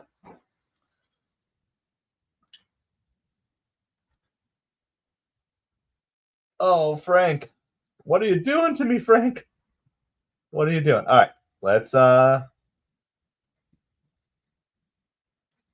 do we do this? We'll do a longer timeout. You can't spam Frank. You're almost at 1,200 subs. Awesome. Awesome. Congratulations. Lee Mazzilli as the star. Wow. Yeah, so I don't know if it was 85. I don't remember because I was a kid. I don't know if it was 85 or 86 that I really started doing. I haven't heard that. I heard about the prank phone call to Shedeur Sanders, but I haven't heard about how it was leaked. I didn't know that the NFL was going to investigate that. I mean, ultimately, it would have had to come through some team, right? I mean, I would think, like, yeah, I mean, I understand, like, whatever, it's the internet culture, but the Falcons defensive coordinator's son was the one who leaked it. Well, I could see them losing the draft pick for that. I mean, that's like trust, right? Like a big part of the NFL draft is trust. Oh, his son was the one who called. Got it. So I saw the video. I haven't dug into it at all yet. But I mean, if ultimately he got it through the Falcons organization, like I could see the Falcons losing at least a draft pick. I'd penalize them.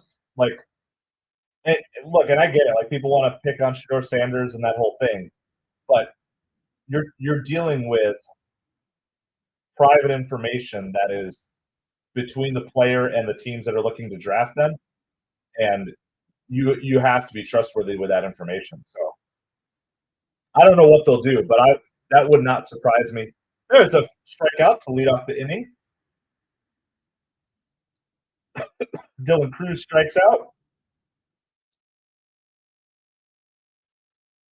That's the fifth strikeout of the game for McGill. So looking sharp. It's really nice getting out to this early lead that he can do that. Yeah, no, I mean, honestly, I would say like they should just miss out on a draft because like to me that's such a breach. I mean, I guess you have to prove that it actually came through them. No more Cowboys. No more Cowboys.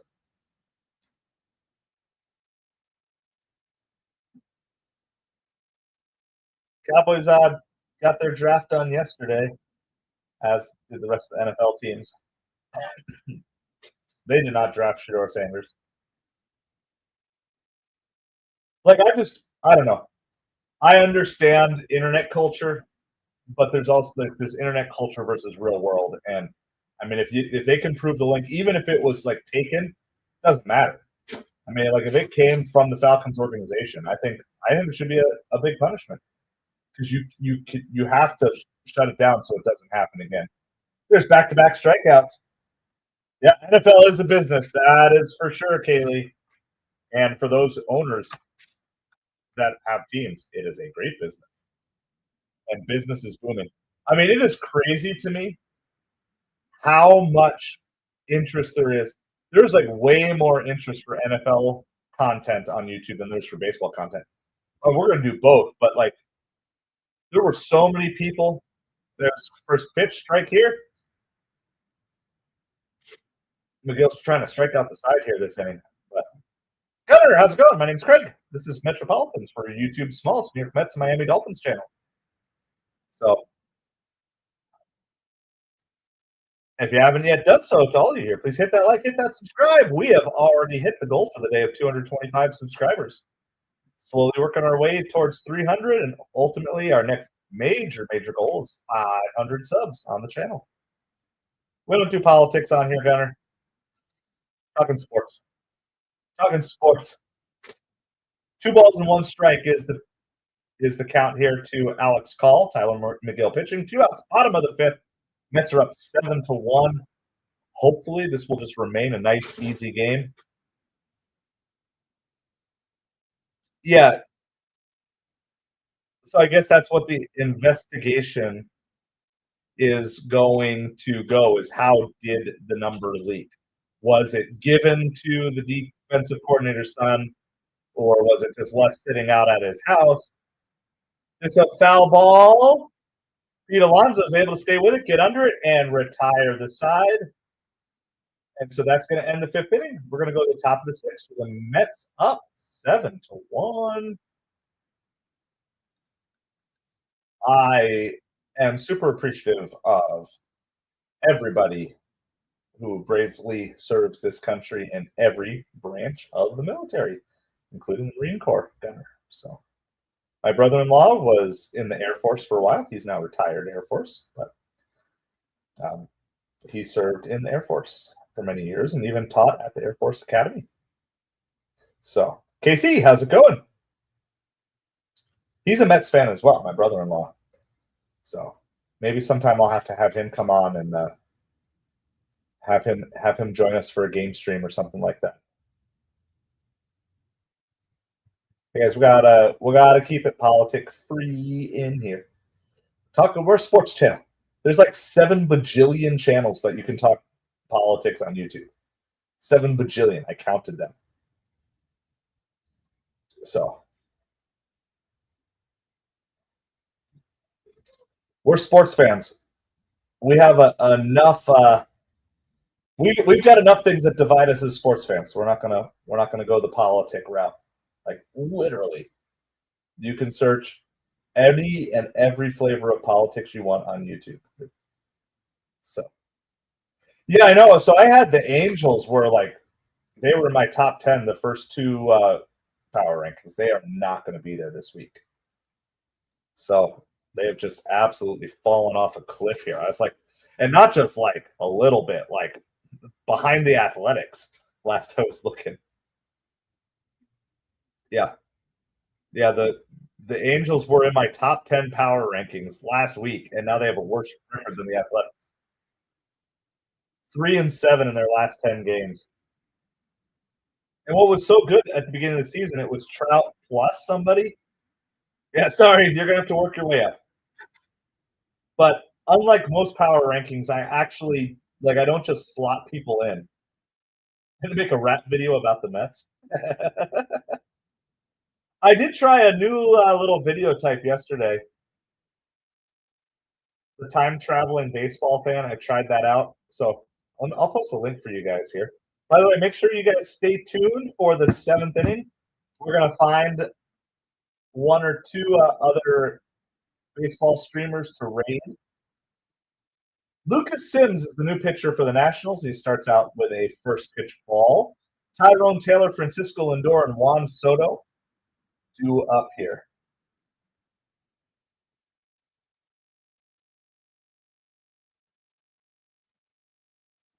Gotcha. So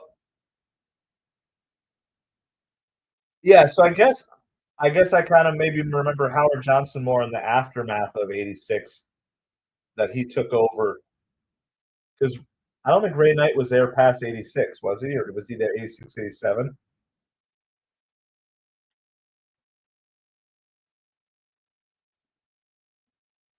I don't think you want to hear me rap. Maybe someday. Arena, I don't say words I don't know, but I appreciate you being here. 86. Got it. Yeah.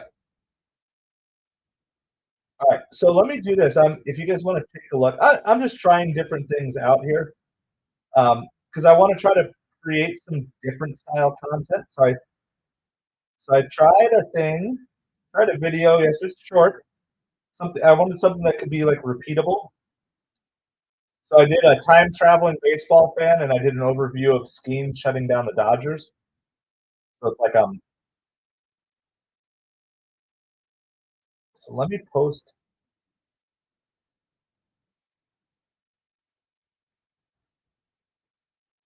Let me post a link to it. She busy. How's it going? Appreciate you being here. Yeah, let me. I'm gonna post a link if you guys want to just check it out and give me feedback if you guys like it or not. If you think it's, I mean, I'm gonna make a few more episodes just to see if it catches on at all. But hey, thank you. Yeah, it was a pleasure meeting Swolco today. So I appreciate you being here. This is MetropoliFins. My name is Craig. We are YouTube's smallest New York Mets and Miami Dolphins channel. So yeah, if you guys want to check out that video either now or later, I Knight left at the end of '86. Yeah, that's what I thought. So it's like I became kind of a Mets fan in '86. I was a kid, yeah, I was like little, so maybe as a front runner, but I've stuck with them ever since. So I think that counts. If you're under the age of 10, you're allowed to be a front runner if you're under the age of 10.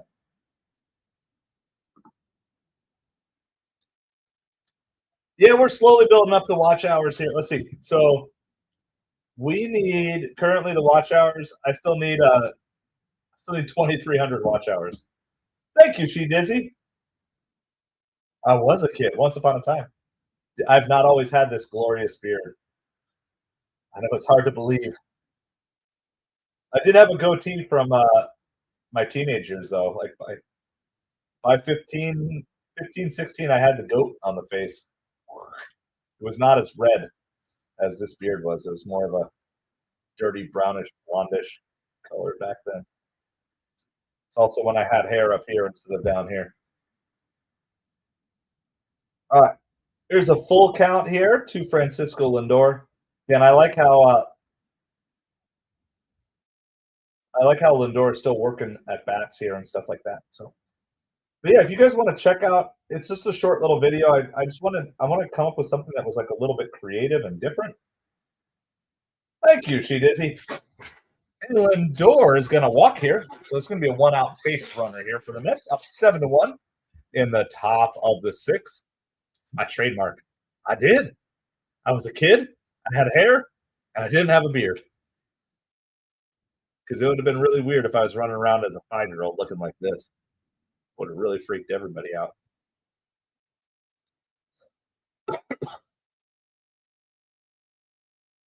Juan Soto at the plate. Your name is Kaylee too. Awesome. Well, Kaylee make money. Meet She Dizzy Boo, also named Kaylee. It is a convention of the Kayleys here today. That's going to be a little bit inside. 1 ball, 1 strike to Juan Soto. Soto has been on base all 3 times today, which is great to see. 2 walks and a hit. The Nationals still only have 1 hit. Their only hit has been the 1 solo home run, and it was almost a catchable. Sorry, Lindor was actually hit by the pitch,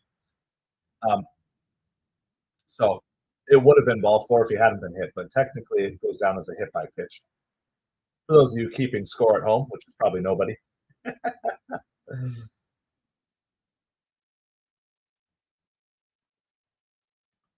Francois! Francois! Is that how you say it? Soto goes down swinging. It's the first time he's been retired today. I appreciate you being here. Please make sure that you are English only, because we are English only in the chat. I have a hard enough time moderating English, so we can't add other languages. So we got to be English only in the chat. But I appreciate you being here. Pete Alonso takes a big swing for strike 1. No balls, 1 strike. 7-1 Mets. Here at the top of the 6th inning, Mets trying to take a lead in the series after losing the first game and winning yesterday, and get their next winning streak started after having that. Oh, Pete gets under that. That's high. Woo! Call makes the play. The wind is blowing the ball around, but Alex Call does make the catch. It's going to retire the side. And we are headed to the bottom of the 6th. It's going to remain 7-1 New York Mets. Coming out tonight, we will have our Major League Baseball power rankings.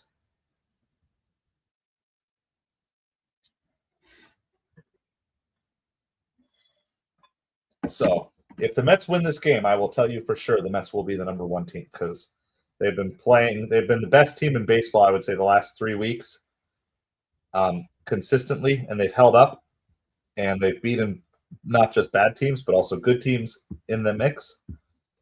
And they will continue to have the best record in baseball if they win this game. So they have with a win. If they lose, if they blow this game, then that might change my opinion. In fact, I'm looking through. The Mets have 2 less losses than every team in baseball. So the Mets record is 19-8. Everybody else has 10 or more losses.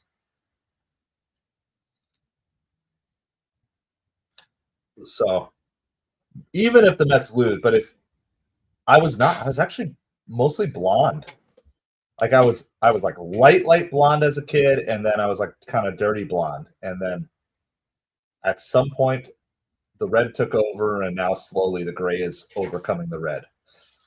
So it is a good time to be a Mets fan. I mean, this is a question for all you Mets fans. Is this did I want to be a YouTuber when I was a kid? No, because YouTube didn't exist. YouTube did not exist when I was a kid.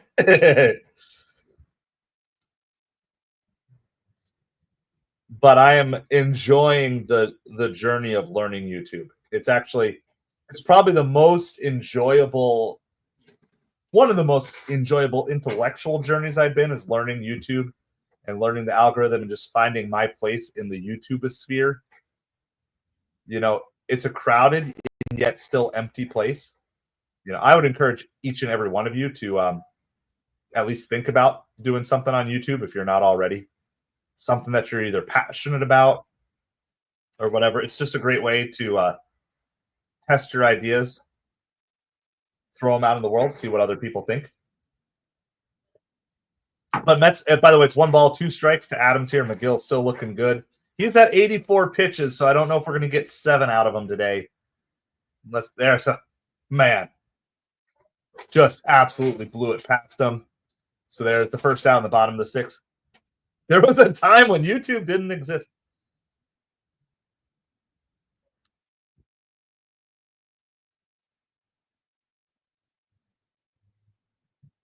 No, I have not seen that. I have not seen Gomez fires a pitch. I have not seen that. I'll have to look that up. That's crazy. And these little phone devices, They didn't always exist either. You want to know how old I am? This is if you want to find out how old someone is, ask them when they got their first cell phone. And the answer to that question for me was after I graduated college. I did not have a cell phone until after I graduated college. That's how old I am.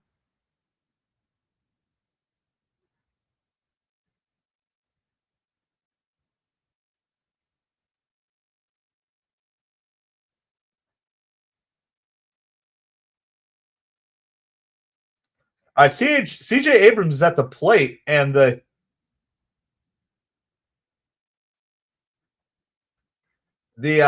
hitting coach of the Nationals, the, yeah, no, I didn't have a pager, didn't have a beeper or buzzer. The hitting coach of the Nationals just got thrown out of the game. Just trying to figure out what all is going on. It's 1 ball and 2 strikes to Abrams. I know, it's crazy. No pagers. We just went out, and we knew we had to come home when the streetlights went on. That's fouled back by Abrams. 1 ball and 2 strikes.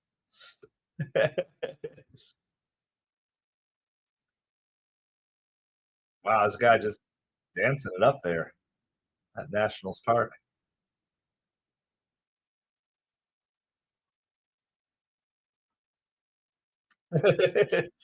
The convention of the Kayleys continues. I like it. The Kaylee convention. Swing and a miss on a ball way out of the zone.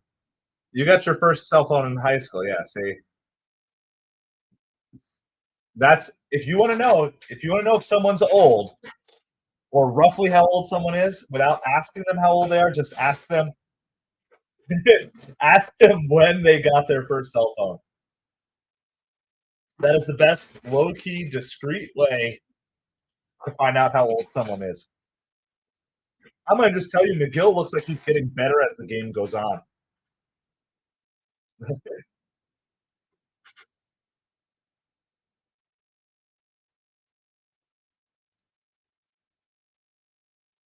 Yeah, a liner to Acuna, and he makes the play on the line out. Man, the Nationals just look so frustrated. McGill is through 6 with 92 pitches. You got to let him come out the next inning, I think. You got to save your bullpen if you can. His ERA is up to 1.17, but that can continue to go down. And 8 strikeouts on the day, 1 walk, 1 hit. The only hit he gave up was a solo home run, which is the type of line that you tend to see of star pitchers, right? It's like they'll give up a run, and the run was a home run because if anyone can hit the pitch, they're going to hit it out of there, but otherwise they just don't do it. Well, thank you, She Dizzy. I appreciate the compliment.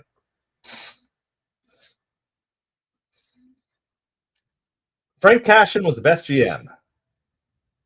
Got Hernandez, Carter, David Cohen for backup catcher, Ed Hearn.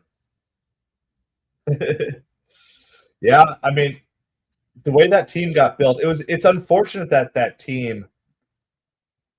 It's unfortunate that 1988 didn't work out because that 88 team could have really. I wonder if things would have been different beyond 88 because it led into the 90s, which was quite a few years of despair in the 90s. And it's too bad. Yeah, too bad that 88 team wasn't able to win a World Series because then at least you'd have this. The Mets won 2 World Series in 3 years and different things. But it was a fun team, but obviously there were some other things in play, some poor life decisions that were made. But from everything that I've heard, and I haven't researched too deep, but from everything I've heard, Gooden and Strawberry have gotten their lives back on track and are helping other people, and it's really cool to see. You know, it's a good reminder that just because you make some mistakes in life doesn't mean you need to quit. So, but yeah, that was a good team that was assembled.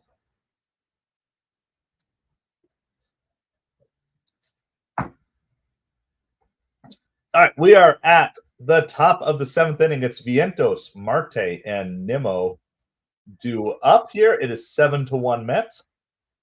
So Mets have been averaging a little over a run per inning, but most of their action came in the first inning here today.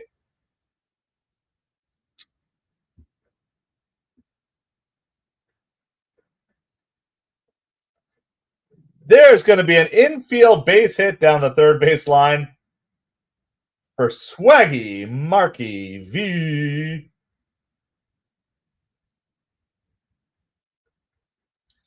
When Vientos was not hitting well, those are the types of hits that were just not landing.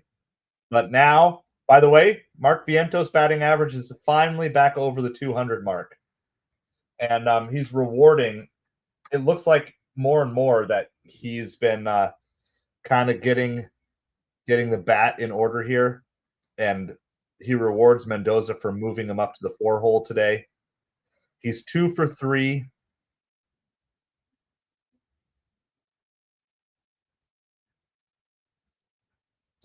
Two for 3 batting average over 200 on the day. Oh, and Marte gets hit with a pitch, so it was not a bad, just kind of barely skimmed him kind of by the elbow. So Mets are going to have runners on first and second with nobody out in the top of the 7th. Yeah, if David Wright hadn't gotten hurt, he'd be a Hall of Famer. He was on course. And when the Mets made that good run a few years ago, he would have still potentially been on that team.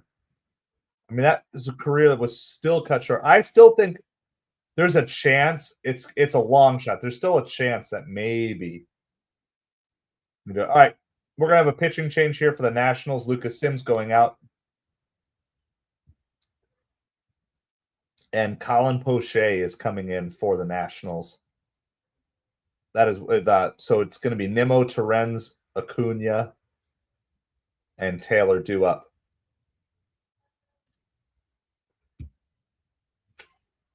That's interesting. I've never really looked into that. And the Mets team in '88 was really good. They were a really good team, and it obviously came down to a disappointing finish. But I've never dug into that.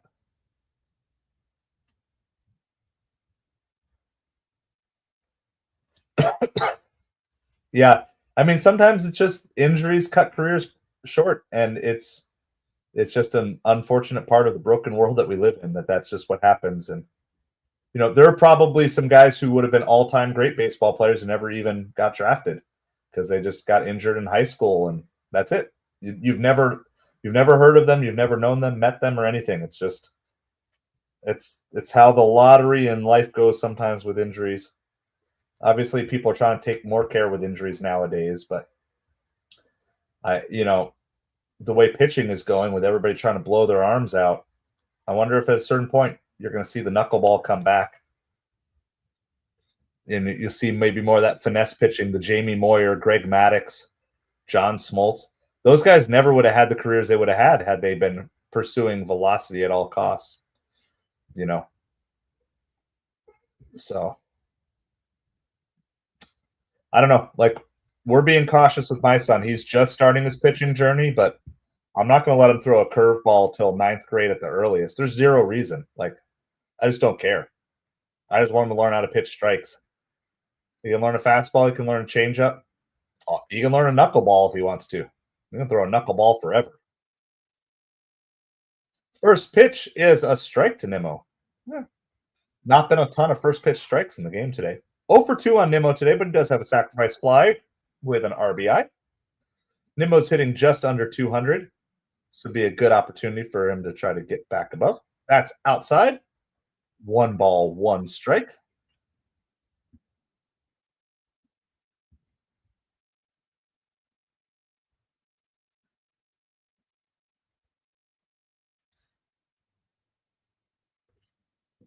That is fouled off.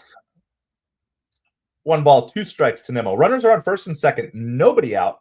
From the top of the 7th inning, Mets are up 7-1. It's been pretty smooth sailing for the Mets so far. And other than literally 1 bad pitch, that was barely a home run, almost caught anyway, because Tyler McGill has looked great as well. That ball gets away from the catcher, but not far enough for any runners to advance. So it remains remains runners on first and second. Now 2 balls, 2 strikes. Swimmo Brandon Nimmo at the plate. I appreciate everybody hanging out today. Hope you're having an awesome Sunday.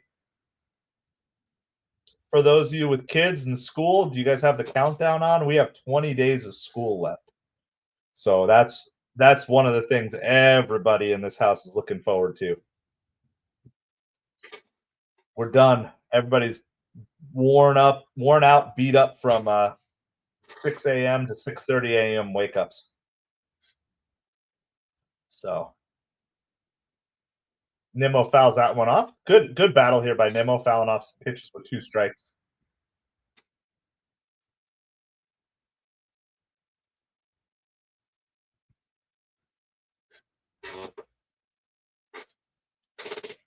It remains 2 balls and 2 strikes to Brendan Nimmo here. Here's the next pitch. Nimmo hits it to second base. Takes to the bag, throws to first. It's going to be a double play. A runner is going to move up, but it's going to be 2 outs now.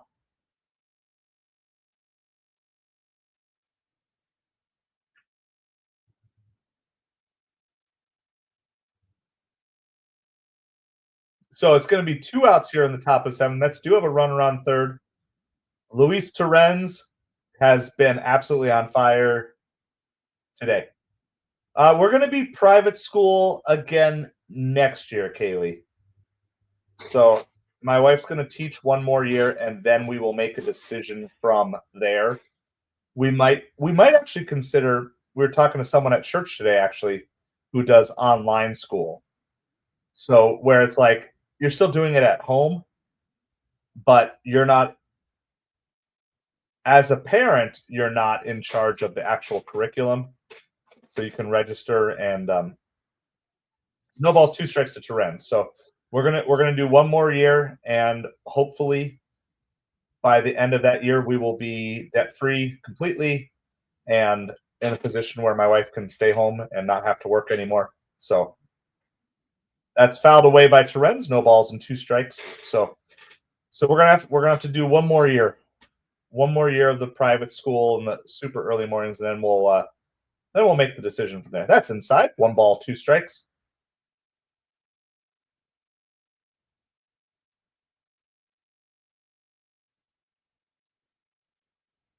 Oh, they're cooking up some crab cakes. They look really good. It's been a while since I've had a good crab cake. Torrens fouls that one down the first baseline. 1 ball and 2 strikes. Mets have a runner on third. Mets have a runner on third with 2 outs. Top of the 7th. They are up 7-1. I'm hoping that McGill gets to come out for the 7th inning. He's looked absolutely phenomenal today. I hope he gets the chance to go 7. And that's a called 3rd strike. Torrens frozen on that one. So we're going to go to the bottom of the 7th. We will see. We'll see if McGill comes out. Due up for the Nationals is Luis Garcia, Nathaniel Lowe, and Josh Bell. By the way, we're going to do some raids here. I forgot to look that up. This game has been going fast. So we're going to find a streamer to raid here in just a second. We'll just bring some good love and some good vibes. We're going to just try to find somebody who doesn't have a huge audience if we can. But let me see what we can find. We'll post the link here.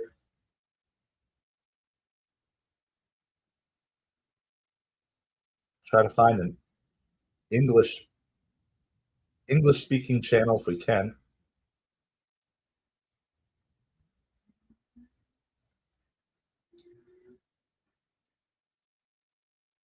I usually like to do this before we get there, but sometimes they give the MVP. Sorry about that little blip there. Sometimes they give the MVP to players with the best stats in last place team. Like Andre Dawson, the Cubs in '87. Sometimes last year they give it to DH. Yeah.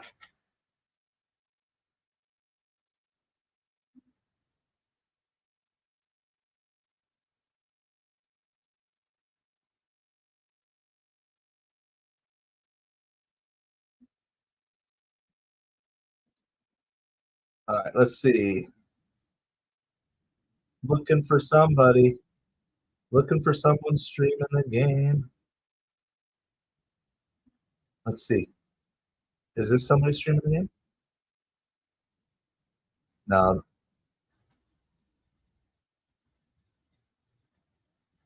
let's see. I looked at these guys yesterday, but they weren't actually talking about the game. So let me.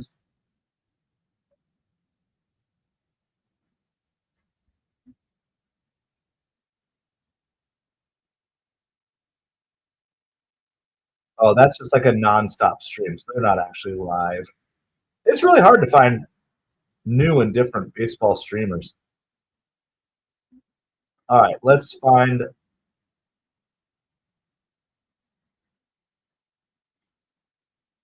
See if we can find another game. Let's go. Well, here we'll go. We'll go to the one that we haven't gone to for a while. Here. Let me.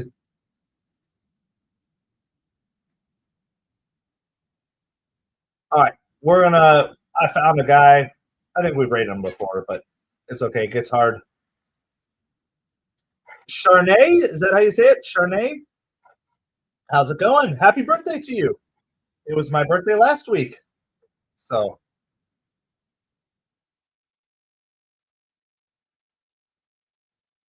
all right, let me get the link in the chat. Talking about Tom Grassi, Haley, the one that rated us. Yeah, it's Tom Grassi. He actually got to announce the he got to announce one of the picks for the Green Bay Packers in the draft. Yeah, we might bring Rally Pig out in the ninth just to give him a low pressure situation.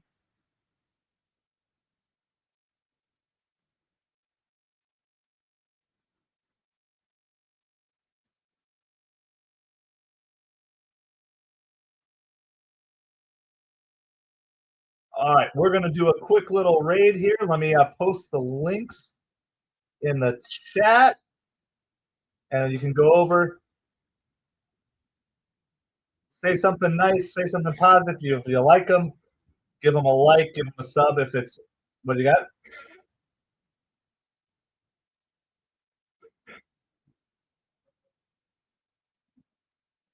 All right.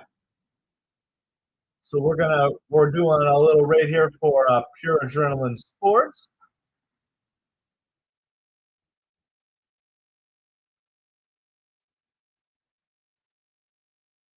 So if you guys want to go raid, support another creator who's doing a stream, you can go ahead and do that. Like I said, it's hard to find lots of streamers on baseball games, but there it is. The link is in the chat. By the way, the first batter for the Nationals, the hit falls in. That is just the second hit of the day. Oh man.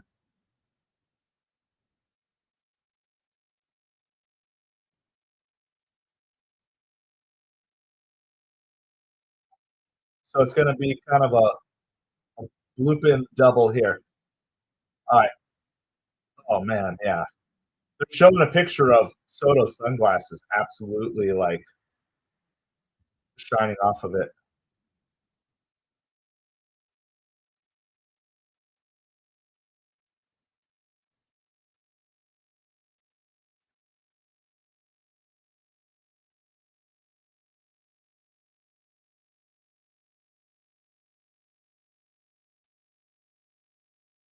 So yeah, if you guys want to go over and raid, you can do that. Hey, Savage Batman, how's it going? Yankees are overrated. Mielek, have a great day. Thanks for hanging out with us here today.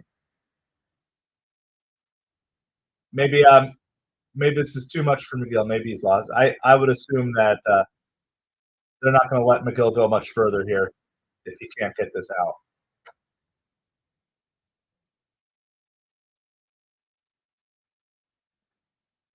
That's fouled away. It's 2 balls and 2 strikes is the count to Nathaniel Lowe. Tyler McGill still on.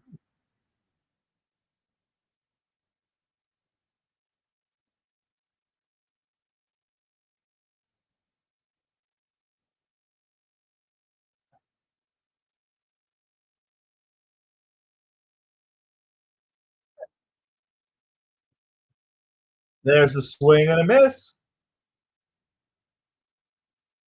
Tagged out. The Red Sox are up 9-3 in the top of the 7th.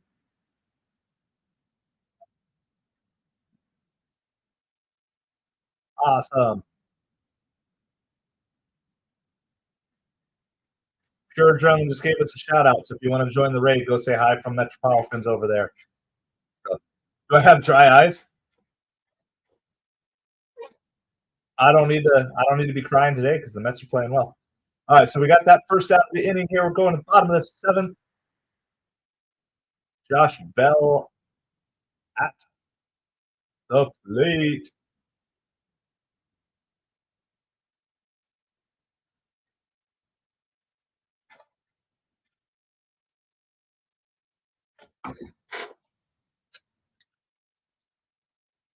All right. So this is McGill's had 102 pitches already. So they're really, really working to let him get his pitch count out and stretch his arm out. So that's super cool.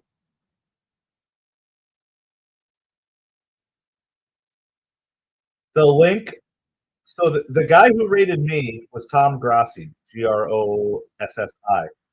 The raid that we're currently doing is Pure Adrenaline Sports. They're like probably the biggest Met streamers that are out there. So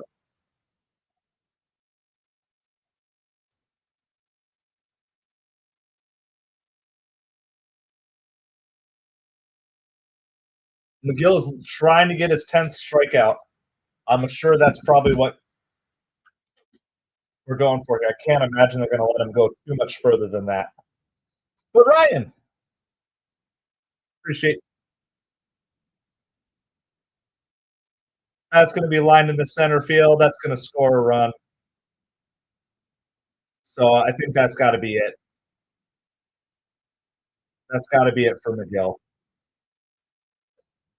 Yeah. Great job by McGill today. Unfortunately, that's going to be another run that's going to tack on to his ERA.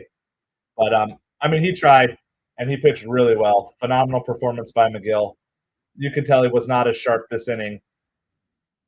But this is a good opportunity for Mendoza to do that. So 6 1/3 innings pitched, 9 strikeouts, career high in pitches. I think near a career high in strikeouts, if not matching it. You won the no, Jonathan. As long as they don't blow this game, they've got first place locked up.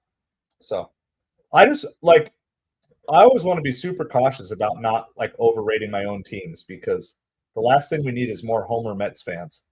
So like I wanted the Mets to truly earn it and prove, and they are like 2 games ahead of everybody in Major League Baseball. Very nice. Very nice. 63 touchdowns, 20 interceptions. That's a good season. All right. So we got a pitching change coming on for the Mets here today. Mets are up 7-2 in the bottom of the 7th.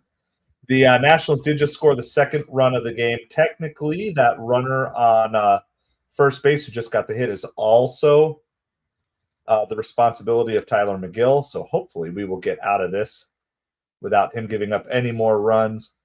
McGill's ERA is going to end the day at 1.45. They're better than Mahomes. Art video games, awesome. You can be better than Mahomes. So 7-2 Mets. Jose Butto coming in for the Mets, trying to get through this. Trying to get out of the inning. Looking for a double play ball right here is your ideal. And coming up for the Nationals will be Dylan Cruz.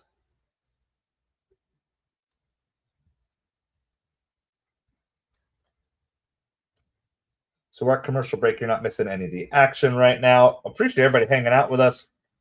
Got a great crew of people coming through. Mets fans as well as sports fans. And got shouted out on somebody's Discord today, which is really awesome. So we just appreciate everybody helping this small channel. We hit our goal for the day of getting to 225 subscribers. So that's super awesome and appreciated as well. First pitch swinging is a swing and a miss by Dylan Cruz. No balls, 1 strike. Butto looking for a double play ball here if possible. Cruz is responsible for the Nationals' first run of the day. Solo home run, so he does have the power to get it out. And swing and a miss on the pitch two there. It's no balls and 2 strikes. Yeah. Well, now just got to figure out how to get paid the same amount as Patrick Mahomes. That's pitch outside. 1 ball, 2 strikes. Buteau is pitching for the Mets. Dylan Cruz hitting for the Nationals. Nationals have a runner on first with 1 out, bottom of the 7th. Mets are up 7-2. It's been a pretty comfortable game so far, but anytime you have to go to the bullpen, it can be a little scary, but he gets Cruz chasing. And so there's the strikeout. If you get the national championship, you'll throw a touchdown for me. Thank you. Thank you, Savage. I appreciate it so much.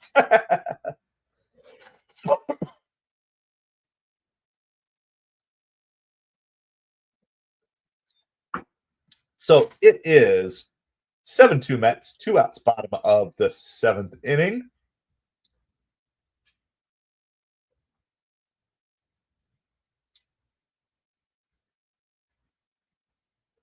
Powerhouse, how's it going?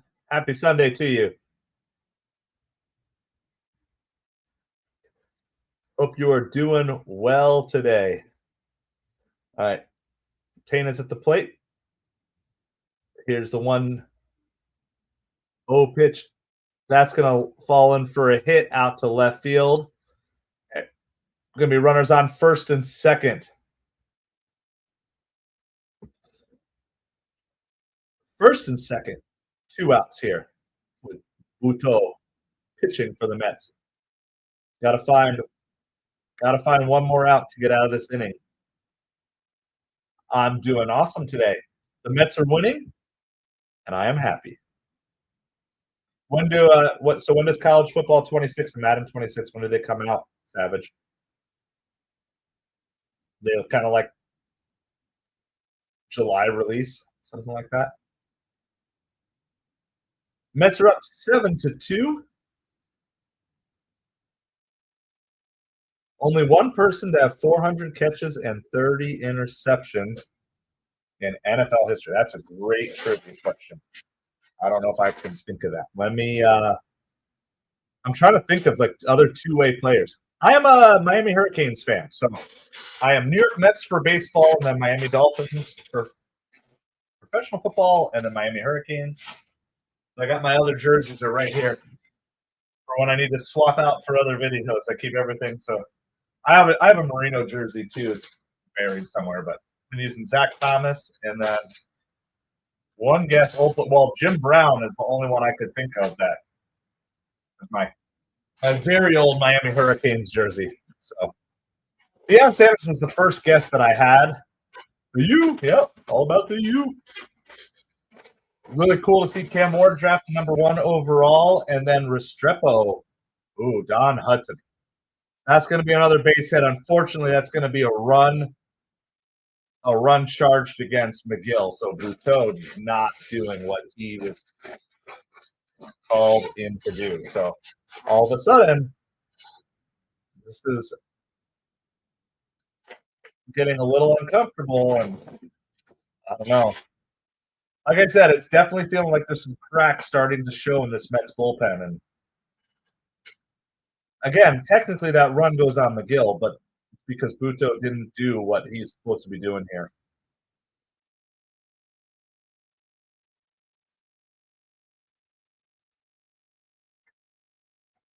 So Nationals still have runners on first and second. 2 outs in the bottom of the 7th here.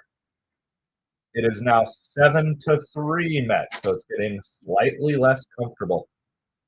Yeah, no, I'm a huge, always been Dolphins and U for football, and I mean I like the U for all college sports in general. It's just that they're not, other than 1 or 2 years, they haven't really been good in basketball, and their baseball team's kind of fallen off here recently too.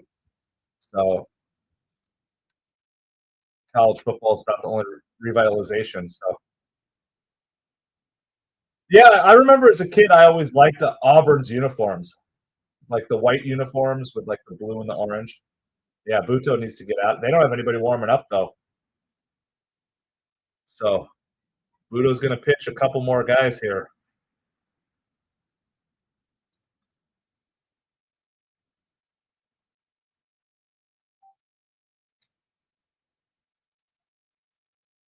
I mean, they haven't been hard hits. They just kind of hit them where we haven't been, but it's definitely not the shutdown strikeout pitching that you want to see. Yeah, they're going to make a call down to the bullpen. Thank you, Sneak. Appreciate the beard love. It's 3 balls and 1 strike. Hey, appreciate the sub as well. So yeah, so Cam Ward got drafted by the Tennessee Titans, and Restrepo, his favorite receiver from the Hurricanes, was not drafted, and so the Titans signed him as an unrestricted free agent. Beard gang.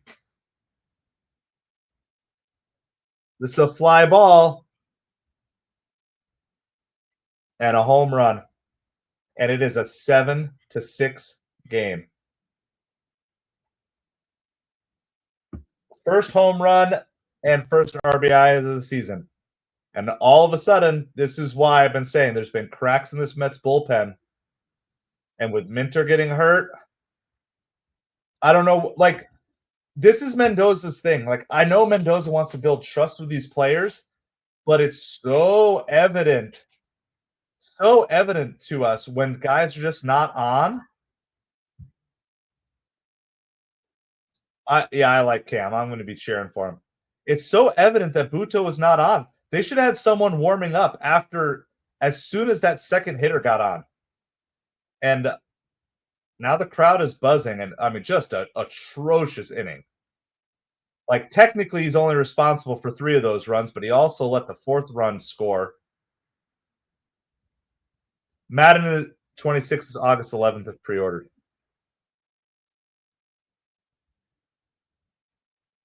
This has popped up, and Alonso's going to make the catch in foul territory to get out of the inning, but just an absolutely atrocious performance by Buto. I know, but they didn't even have anyone warming up. Like, I don't understand. As soon as you see a guy is not on, like, okay, so first of all, let me say a couple things here. One, this is why I hate the stupid new baseball rule that relievers have to face 3 batters. It is an absolutely stupid rule. Who cares how many batters they face? Baseball is better when you get to play matchups. And this whole idea of it's like a fake way, it's generating fake offense. So you're forced to.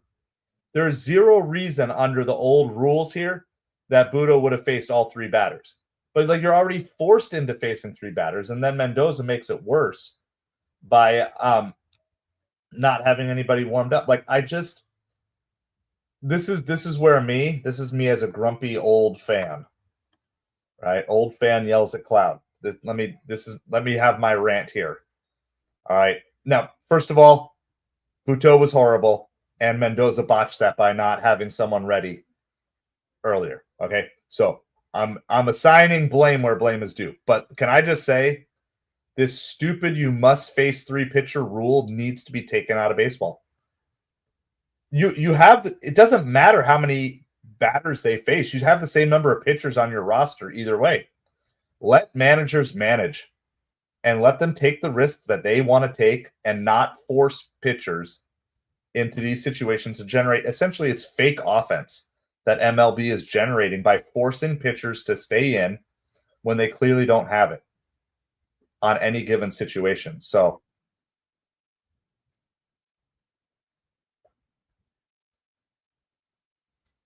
all right, well, let's have to get back to work here. Luis Angel Acuna is due up to lead off, followed by Tyrone Taylor and Francisco Lindor. Now, you do have McNeil on the bench, as well as Alvarez, Winker, and Azokar. So that's my rant, though. My rant is, yeah, we got to take advantage of this Nationals bullpen here the rest of the way, though. And this is the part about the Met. Like I said, there are cracks in this bullpen, and we need You can't just rely on the fact that, oh, this bullpen's been so great. Like, look, temps are warming up, hitters are heating up. 2 balls, 2 balls, 1 strike to Acuna. Mets need to work the count, get base runners. Razabon is warming up, and yeah, I agree, Darren. I don't want golden batter. I don't want the three. I'm with you on all of those things.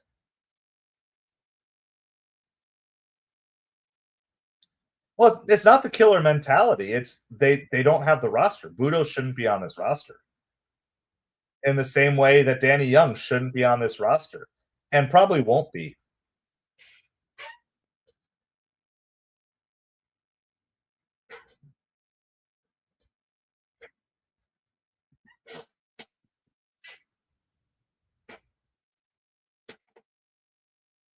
And they're saying this on the broadcast as well. Acuna goes down swinging, but Mitchell Parker deserves a lot of recognition for not caving after his horrible first inning.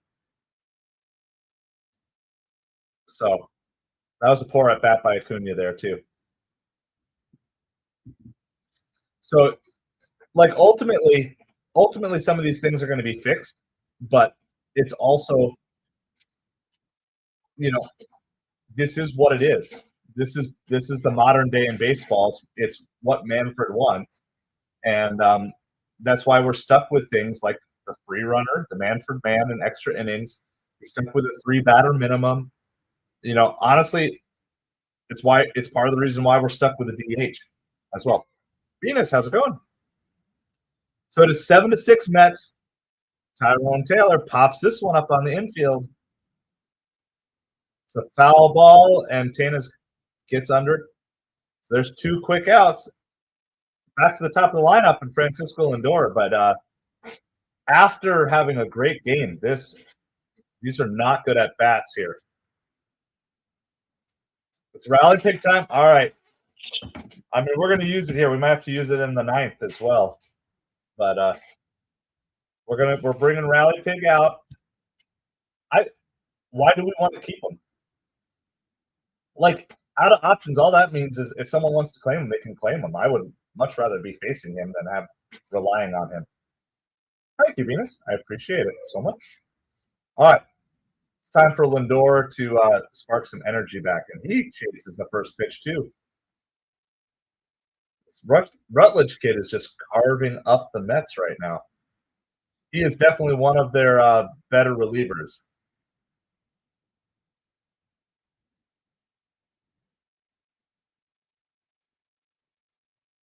But yeah, it's frustrating because on some of these games, it feels like Mendoza is the one giving it away. Well, of course he was mad. Thank you, Maddox. Appreciate it so much. Thank you for the sub. We are rocking and rolling here. The Mets need to wake up. That's going to be a grounder down to first. The Mets go down easily. That was a horrible inning by the Mets hitters. That was an atrocious inning at the plate for the Mets. To come off of that, nobody worked the count. Nobody put a good bat on the ball. Swinging at bad pitches. That was really bad. All right. Rally Pig, go away. Rally Pig, go away. Yeah, Rally Pig failed. He's coming out for the 9th. Man, I thought he was going to get an easy 9th inning and try to get back on, but that was the Mendoza meltdowns. I wouldn't say they're concerning me yet, but well, I think it's okay. This is my diagnosis.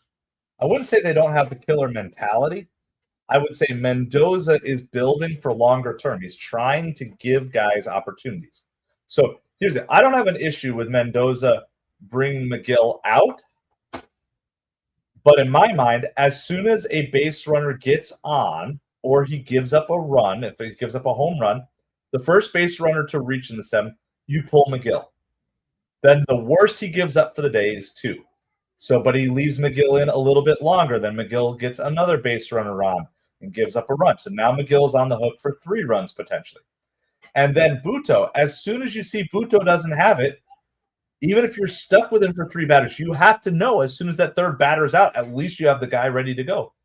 So that went from being an inning where, so if McGill gives the runner and then Buto lets 2 guys get on, like they're giving up 3 runs, but it's 7-4.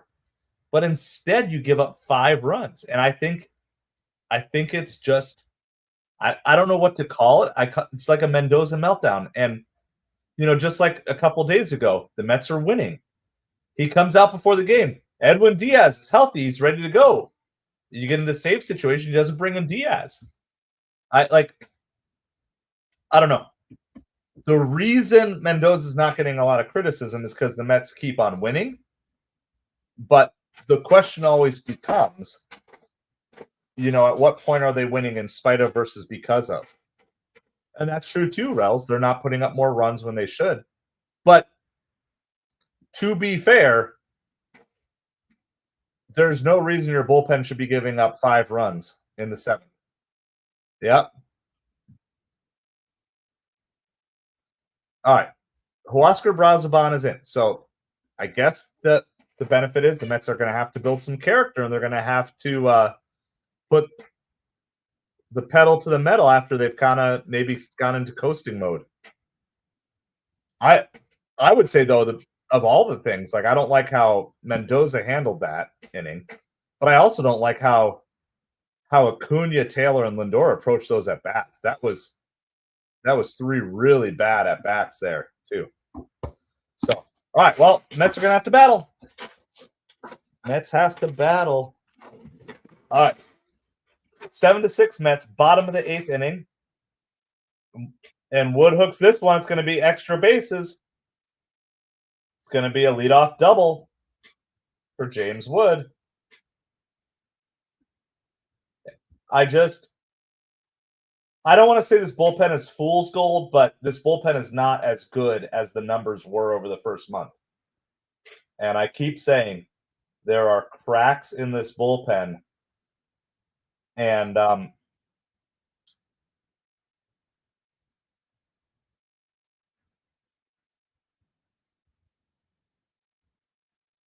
Mets are going to have to figure out how to keep this bullpen configured to be sharp.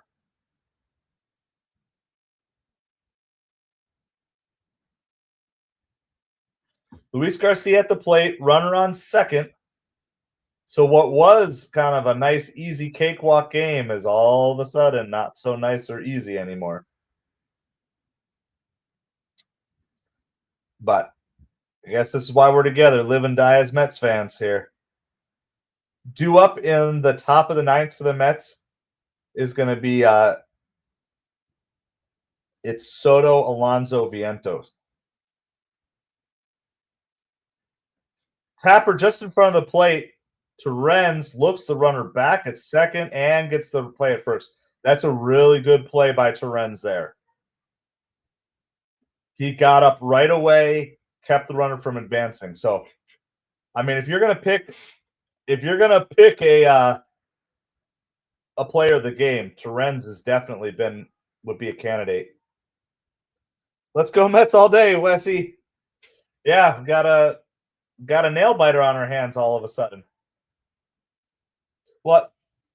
How do you blow a lead? You leave McGill out there a couple of batters too long. You leave Buto out there a couple batters too long.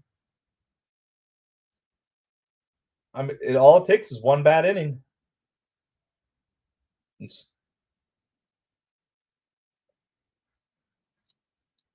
So in the bottom of the 7th, I'm fine bringing McGill out, right?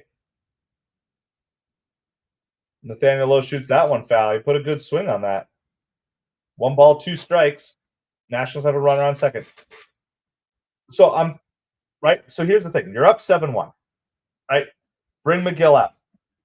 Let him go through the inning or to his pitch count or till one runner gets on base. That's how you should play that inning.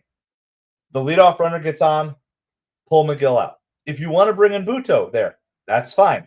The worst he can do is give up 4 runs and would put it, at 7-5 at least. That would assume he would give up 2 base runners and like a home run. That's the worst he can do. Buto obviously did not have it. And again, I already ranted on the MLB stupid you must face 3 batter rule. That's low. It's 3 balls and 2 strikes. The first base is open, but when you get ahead 1 and 2, you don't want to be walking a batter here. Yeah, late innings. And who knows? Is Diaz available today? And he walked him.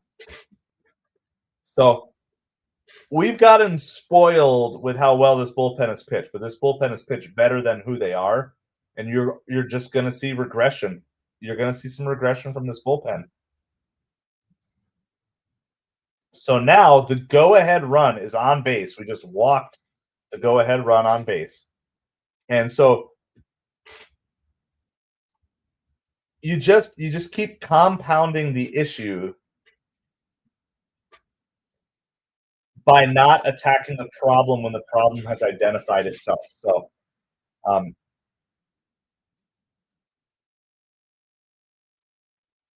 the Nationals closer is warming up, Finnegan. Now again, the Mets already should have somebody warming up. And I don't know if they do. I just don't understand this idea of just ride or die with all these guys. Like,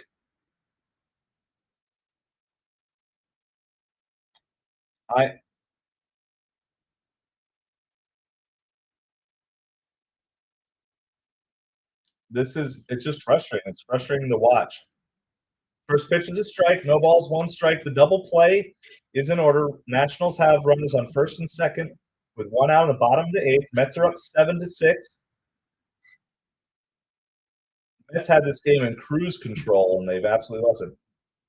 Another pitch there, another strike. No balls, 2 strikes.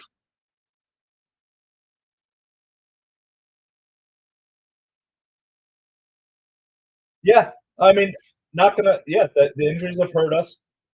It's not. Mongoose says no way we're gonna give this up. Got the strikeout on Josh Bell. So there's good. Gotta believe. You gotta believe. Mongoose says, "I'm trying." D-Rels thinks no. It's definitely part of it. Is mentality might be part of it, Rels, but there's 0% chance that this current bullpen is the bullpen we go into the playoffs with. 0% chance. There will be roster moves between now and the playoffs. Let's go Mets, baby. All right, let's go, Brazoban. Dylan Cruz has a home run on the day. We're looking for 1 more out to get out of this inning. That just missed, I guess. Low. Looked like it was close. 1 ball, no strikes to Cruz. It does seem that the Mets are scoring runs in bunches. Another fastball. It does not go. Checks a swing. 2 balls, no strike. And I wish they would. I wish they would find a few more ways to stack some runs during other parts of the game. Let's show them what Queens is made of. Let's go, Mongoose. There's a foul ball. 2 balls, 1 strike. That's a good swing by Cruz. So, thank you, Work. I appreciate it. Thank you for the new sub. We're over 230, by the way, guys. So I appreciate everybody who has liked and subscribed either today or before that. And he hits Cruz, and the bases are loaded. They're booing, but obviously there's.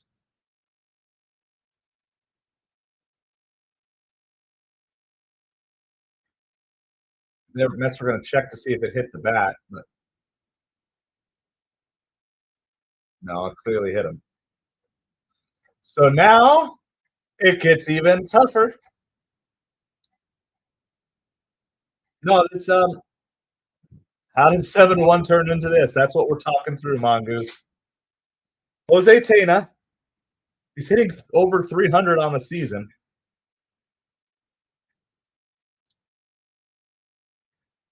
Because you've got pitchers that are only meant for low leverage situations who are giving up lots of runs. First pitch is a strike. The bases are loaded. 2 outs, bottom of the 8th. Mets are up 7-6. This is not fun. Not fun.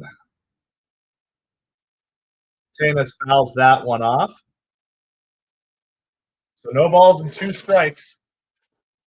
Oscar Brazaban trying to battle through here.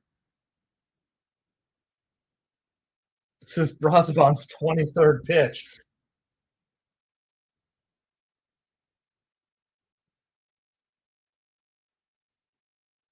That's a ball.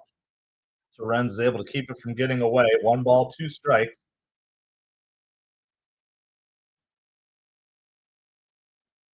Warwick, I don't do much for video game stuff, so. Here's the pitch. Barely fouled it away. Barely. It's a good 2-strike swing by Tana there. All right. Alex call on deck. Brazaban pitching. 1 ball, 2 strikes, 2 outs, bases loaded. It is lined weakly to third, and Vientos makes the catch. Woo! What? Thank you. I appreciate it, Work. I still don't feel comfortable going to the 9th. Yeah, this is. I mean, good job by Brazaban. I mean, if you're going to get yourself into trouble, at least get out of trouble. All right, Rally Pig is coming out. We're also going to do this. So we didn't do this the last time we did Rally Pig because I put them out too late. So we got to put the pig emojis in the chat. Put the pig emojis in the chat. Or the Razorback. We're gonna whatever ones you want. Put your pig emojis in the chat for Rally Pig. The Mets need some runs here. For sure. Well, I appreciate everybody. The players love to give us heart attacks. Legacy of New York and Queens New Yorker. Absolutely. Absolutely. Nothing comes easy. And I mean, I'm a Dolphins fan too, so it's like I get double the workout, double the stress, because this is exactly how the Dolphins treat me as well. Pig emojis for the Rally Pig. Throw your pig emojis in the chat. You're from India. Did the Vikings make a mistake? So I think there are lots of teams. I don't know if any team made a mistake. I'm gonna raise up the desk here too, by the way. We're gonna stand up. We're gonna stand up for the top of the 9th inning. Raise up the desk. Do it. There we go. So we got our Rally Pig here. When the Knicks and Nets used to play each other, come down to the final buzzer. Talking 90s NBA. Yeah. Well, as a Dolphins fan who likes the Mets but hates the Jets, it feels like every Dolphins-Jets game always comes down to that too. Well, it's Soto, Alonso, Vientos in the 9th. I don't know if Jackson Rutledge is going to stay in here, waiting to see if the Nationals are going to make a pitching change. It looks like it is going to remain Rutledge. Yep. So Rutledge shut down the Mets in the 8th inning easily. So first pitch is a strike to Soto. What I want to see here, I'm not necessarily worried about like whether or not the Mets score. I know, Swoko. I hope so. I hope we hold on here. Woo!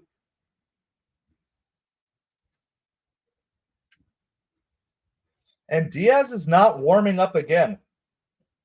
Oh, my goodness. I don't understand. Like, there's no way that Diaz is 100% healthy, guys. I can't believe that. Like, base hit up the middle for Soto. It's in no man's land, but he thinks better He thinks better of going for 2. So there's a leadoff hit for Soto. Yeah, it looks like Stanek. I don't understand. Like, there's the Mets need to get another true closer on this team. Like, even if you're going to have to alternate some days, but you can't be bringing Stanek out there 2 out of 3 games. I mean, Diaz had back-to-back days off. I just don't understand what's going on. I feel like there's more going on with Diaz than what we're being told. Swoko, I have no idea what to think here. I have no idea what to think with this team because I don't trust Stanek in the 9th.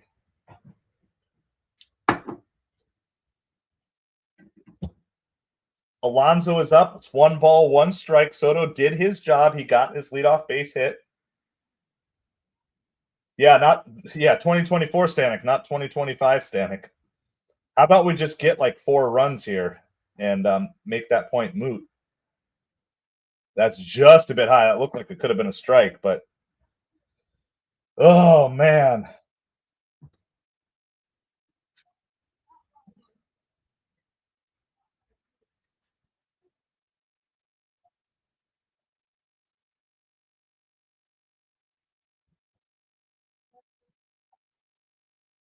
That's outside. 3 balls, 1 strike to Pete. You know, the other concerning part is like,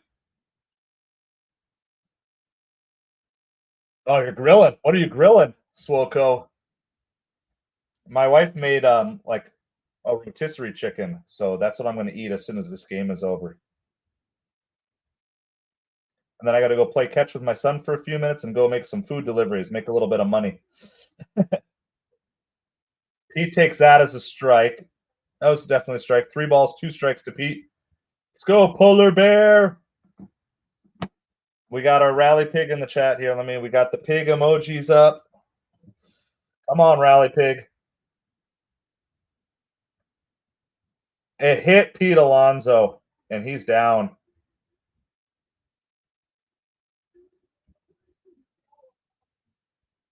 Awesome.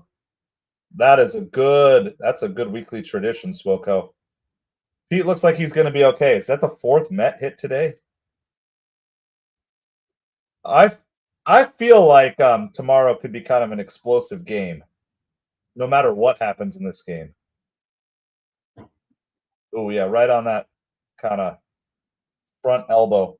I think is that 4 hit? Let me look.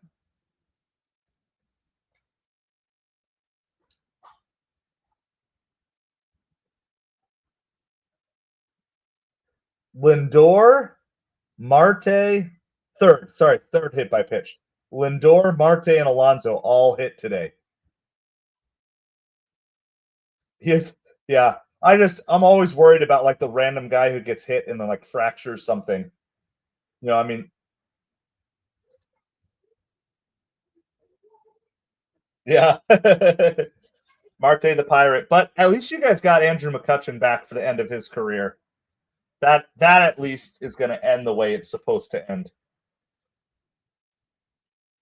All right, they're doing a little meeting at the mounts. The Mets have runners on first and second, nobody out, top of the 9th. They are up 7-6. However, they were once up 6-0 and 7-1. So they've had multiple 6-run leads.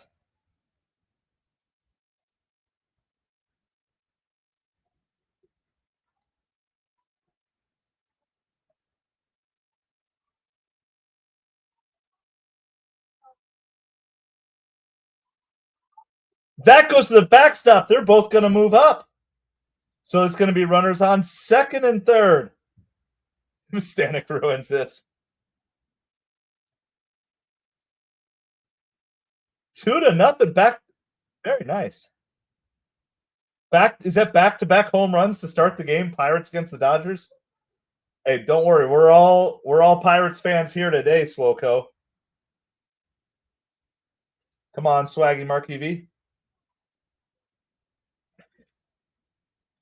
It's a diving stop by Abrams, going to hold the runners up, and nobody can advance. Vientos is out at first. So Mets are still up, but there's now 2 outs. There's one out, runners on second and third. Starling Marte is due up. Now the Mets do have Jesse Winker, but it's going to be Marte hitting here. First pitch is high. It's still Jackson Rutledge pitching for the Nationals here. Yeah, Marte needs to slow this down and get a good, solid, long at bat. I agree. Take a breather here. No, it's a bad swing, Marte. Yeah, these are like the really tough decisions.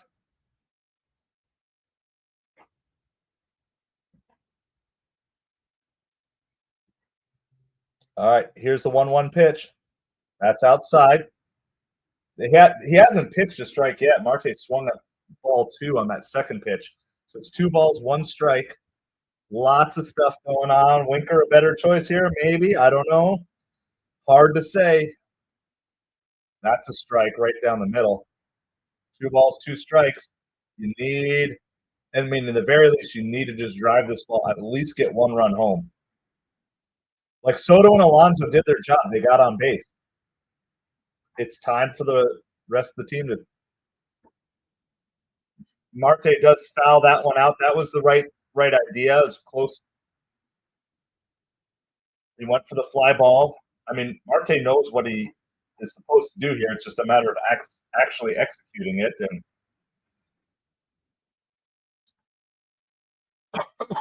all right, here's the pitch. Woo! That was close. They called it a ball. That was probably going to be challenged if we had the ABS challenge system. 3 balls, 2 strikes, 1 out, top of the 9th. Mets are up 7-6. Runners on second and third. They desperately need a run here. Marte hits it right back to the shortstop again. Soto was not running on contact, and there's 2 outs. My goodness.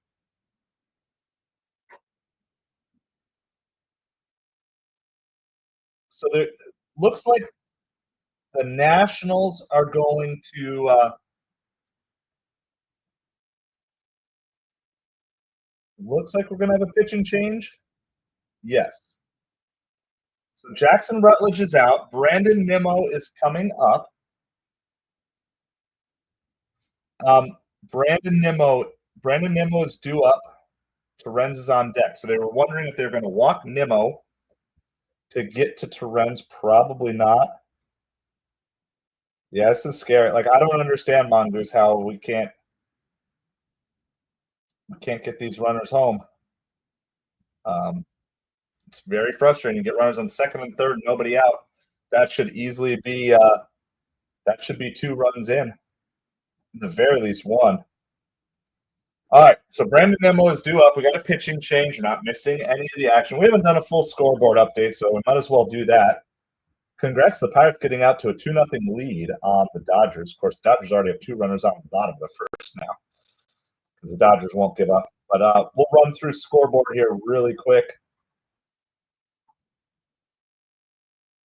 as we're on commercial break. I'm assuming there's probably a couple games that are in the books or almost in the books. Yeah.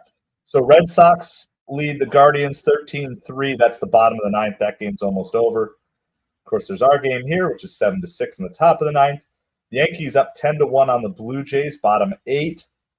The Astros are up 7-2 on the Royals.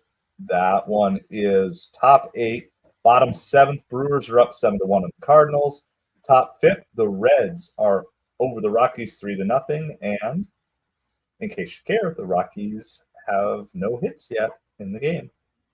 Ellie De La Cruz is up in that game with the bases loaded, so the Reds and nobody out. Reds looking to blow that game wide open. Who's pitching? Hold on. Let's find out who's pitching for the Reds. While we're looking that up, White Sox Athletics are tied at 1 in the second. Rays and Padres still 0-0. That game in the second. 1-1 Marlins and Mariners in the second. 2-0 Rangers over the Giants in the first. Pirates up 2-0 on the Dodgers in the first. Diamondbacks up 1-0 on the Braves in the first. Also in the book, Twins beat the Angels 5-0. Tigers beat the Orioles 7-0. First pitch to Nimmo is a strike. Just trying to see who's pitching. Nick Lodolo was pitching that game there.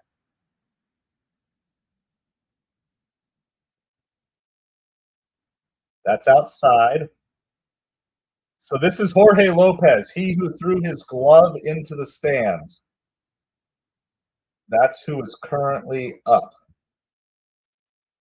Jorge Lopez, yep. Let's go, Nimmo. Nimmo needs this. Nimmo needs this hit. Oof. Catches the bottom corner. 1-2 strikes to Nimmo. Mets had runners on second and third with nobody out and have been yet able to score this inning.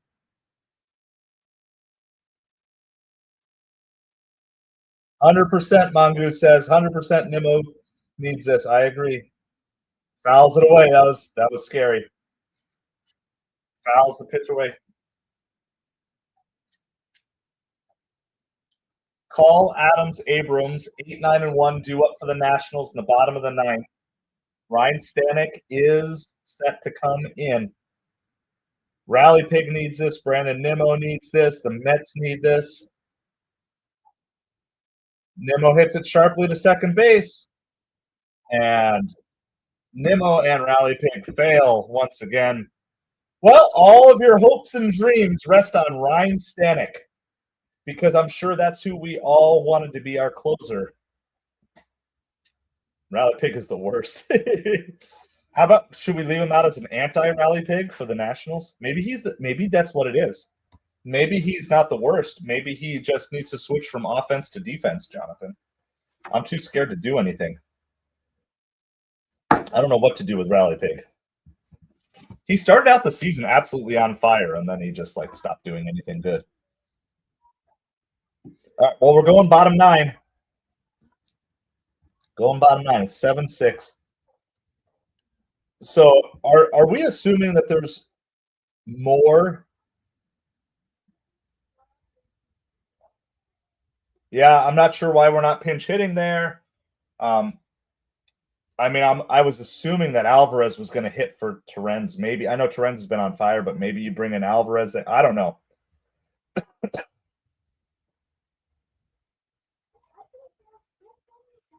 Yeah, we are the worst with runners in scoring position. I don't want to be super negative because of the overall with the season, but it definitely feels like there's some poor managerial decisions that need to get kind of fixed. But this bullpen,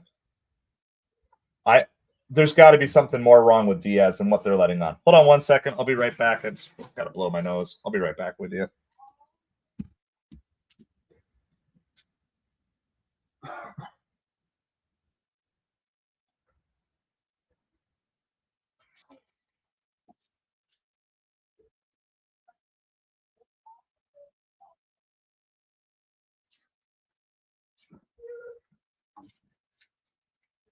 There's no reason that Diaz give him a black cat tattoo to reverse the curse. Does he have to turn upside down? I don't know what.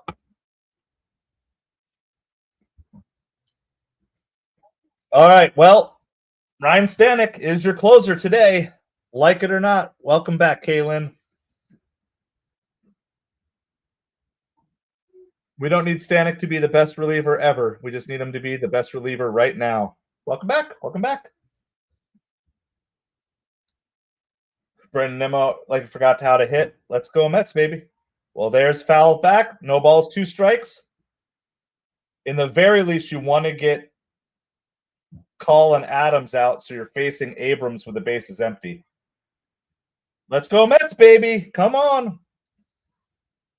Got to battle. Look, I mean, and I get it. I get this whole idea the Nationals are an easy team to beat, but this is a flare to right field that's going to fall in.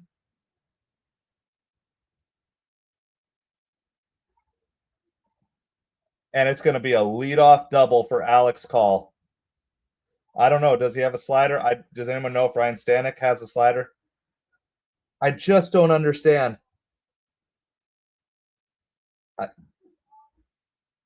I, I just don't understand. Like if Diaz is genuinely not able to pitch in back-to-back games anymore, we need to get a closer tomorrow.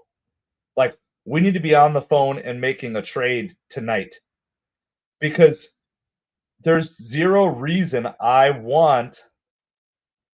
Hey RHG, I'm glad you're here. Please keep it family friendly though. I know we're all frustrated right now, but we need to be family friendly.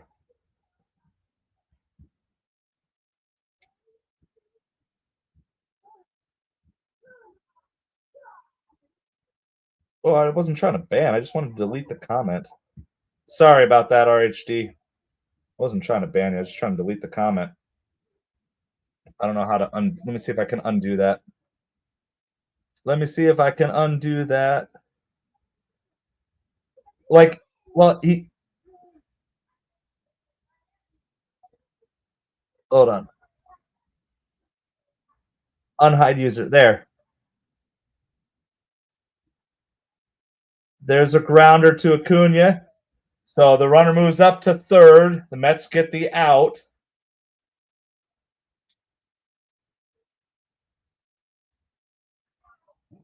RHD, sorry about that.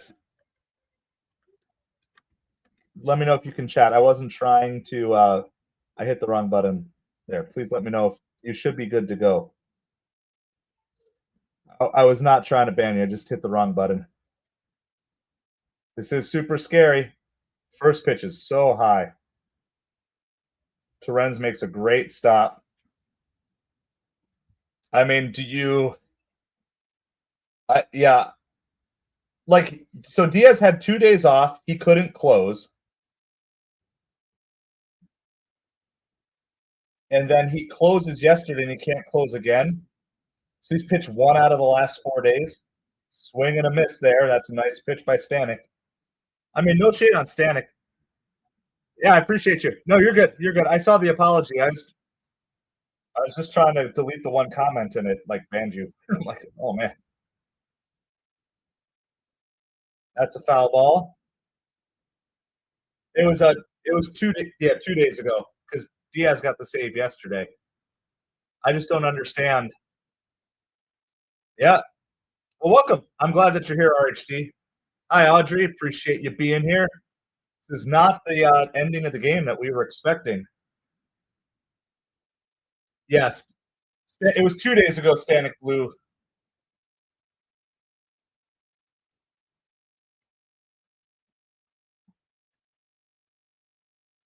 Well, it's who else do you bring in here, right? I mean, that's the question: is who do you have that you trust? And I think the answer is the Mets have a little less trust in this bullpen than we think. Remember, a fly ball potentially scores a run. That's fouled back. I mean, I'm looking at the Mets bullpen here. So let's assume, right? You're assuming Diaz is not available. So there's no Diaz. You know, Kranick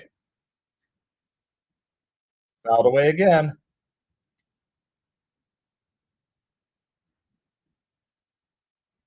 Danny Young. I want Danny Young in this situation. You bring Urena in here. He hasn't even pitched yet this year. He's the replacement. Reed Garrett, and that's going to tie the game.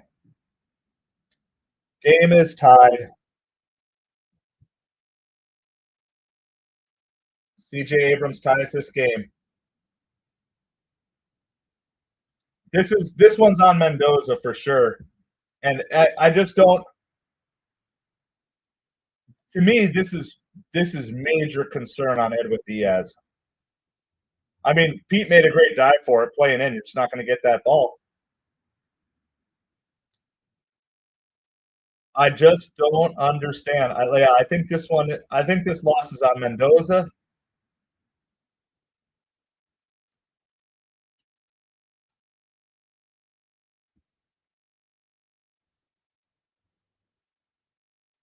I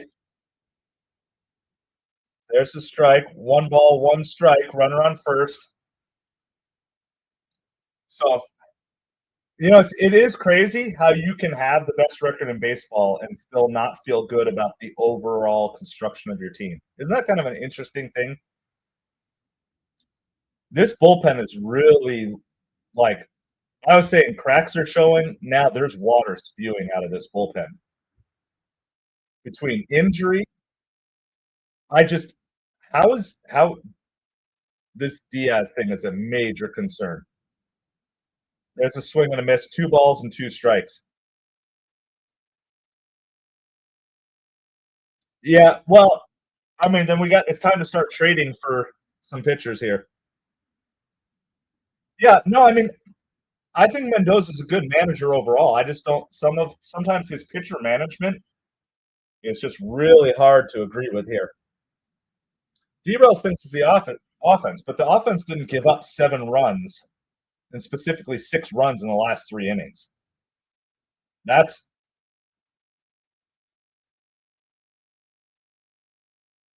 all 4. Winning run is now at second base. Well, McGill will not get the loss. So Mendoza is constantly Mendoza's philosophy is build trust with the players, and he likes to give them chances. And I understand that, but if you go beyond that, it's sometimes the trust is too much when it starts costing you games. Well, again, you can't.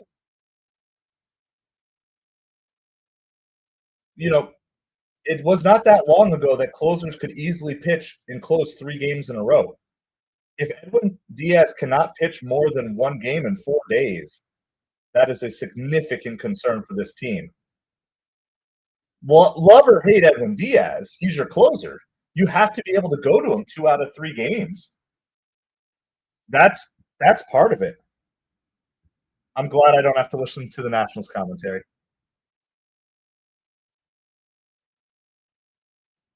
And game over. Stanek didn't cover first. Stanek got there late. That is utter horrible performance by Stanek. To not cover first when you already are doing horrible, to not even do the most basic thing.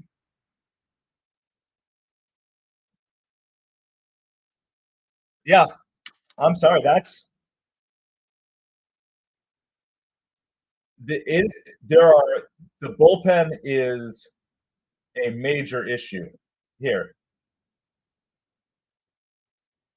How you don't cover first base? How do you not cover first base? This is like day 1 of spring training. You do this.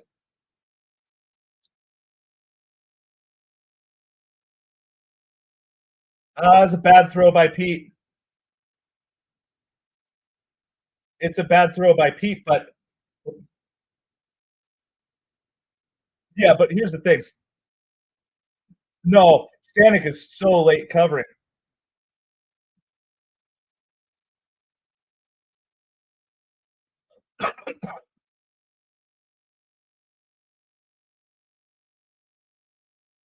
Yeah, so Stanek was late in covering. And so I think that's why Pete's throw was off. I'm just showing replays. I'm just trying to figure out exactly what happened.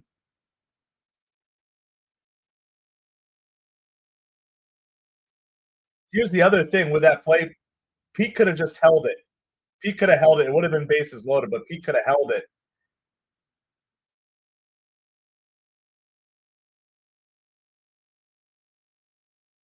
Yeah. No, Pete made a bad throw there, but he made a bad throw because Stanek didn't get there on time. So I don't know what to say on the overall. Obviously, it's a disappointing loss.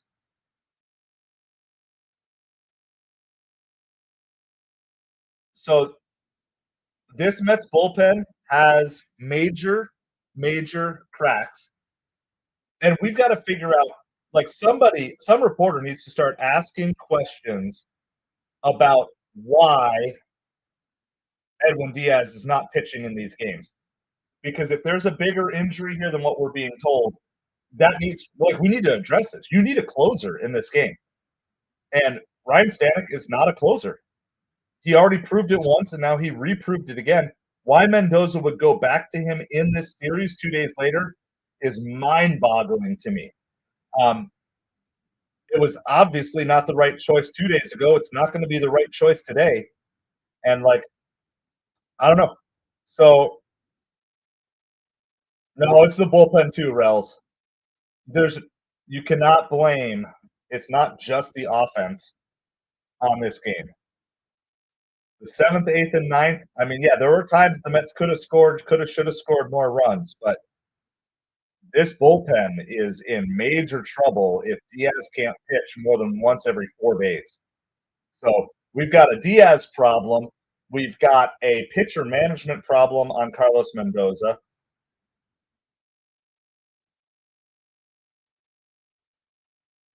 We've got injuries. We've got a Stanek problem. We've got a closer problem. There's problems all over the place. Well, we're not going to solve any of those problems now. Regardless of the result of this game, I still appreciate you guys being here. And, best record in baseball, yes.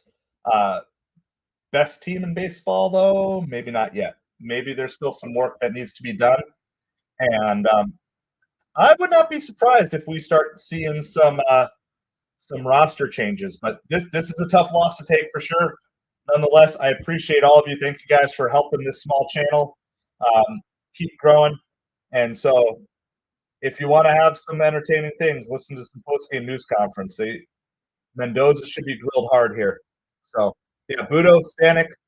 I think Mendoza takes a lot of blame here. Edwin Diaz or whatever's going on there too. Yeah, I'm more disappointed than mad, but it hurts. It would hurt more if our record wasn't as good as what it is. But there are cracks. And I'm going to tell you too, don't underestimate this Nationals team as being a team that's going to be a booger against us all season. They're young, they're hungry, and they've got some raw talent. And so Mets got some work to do.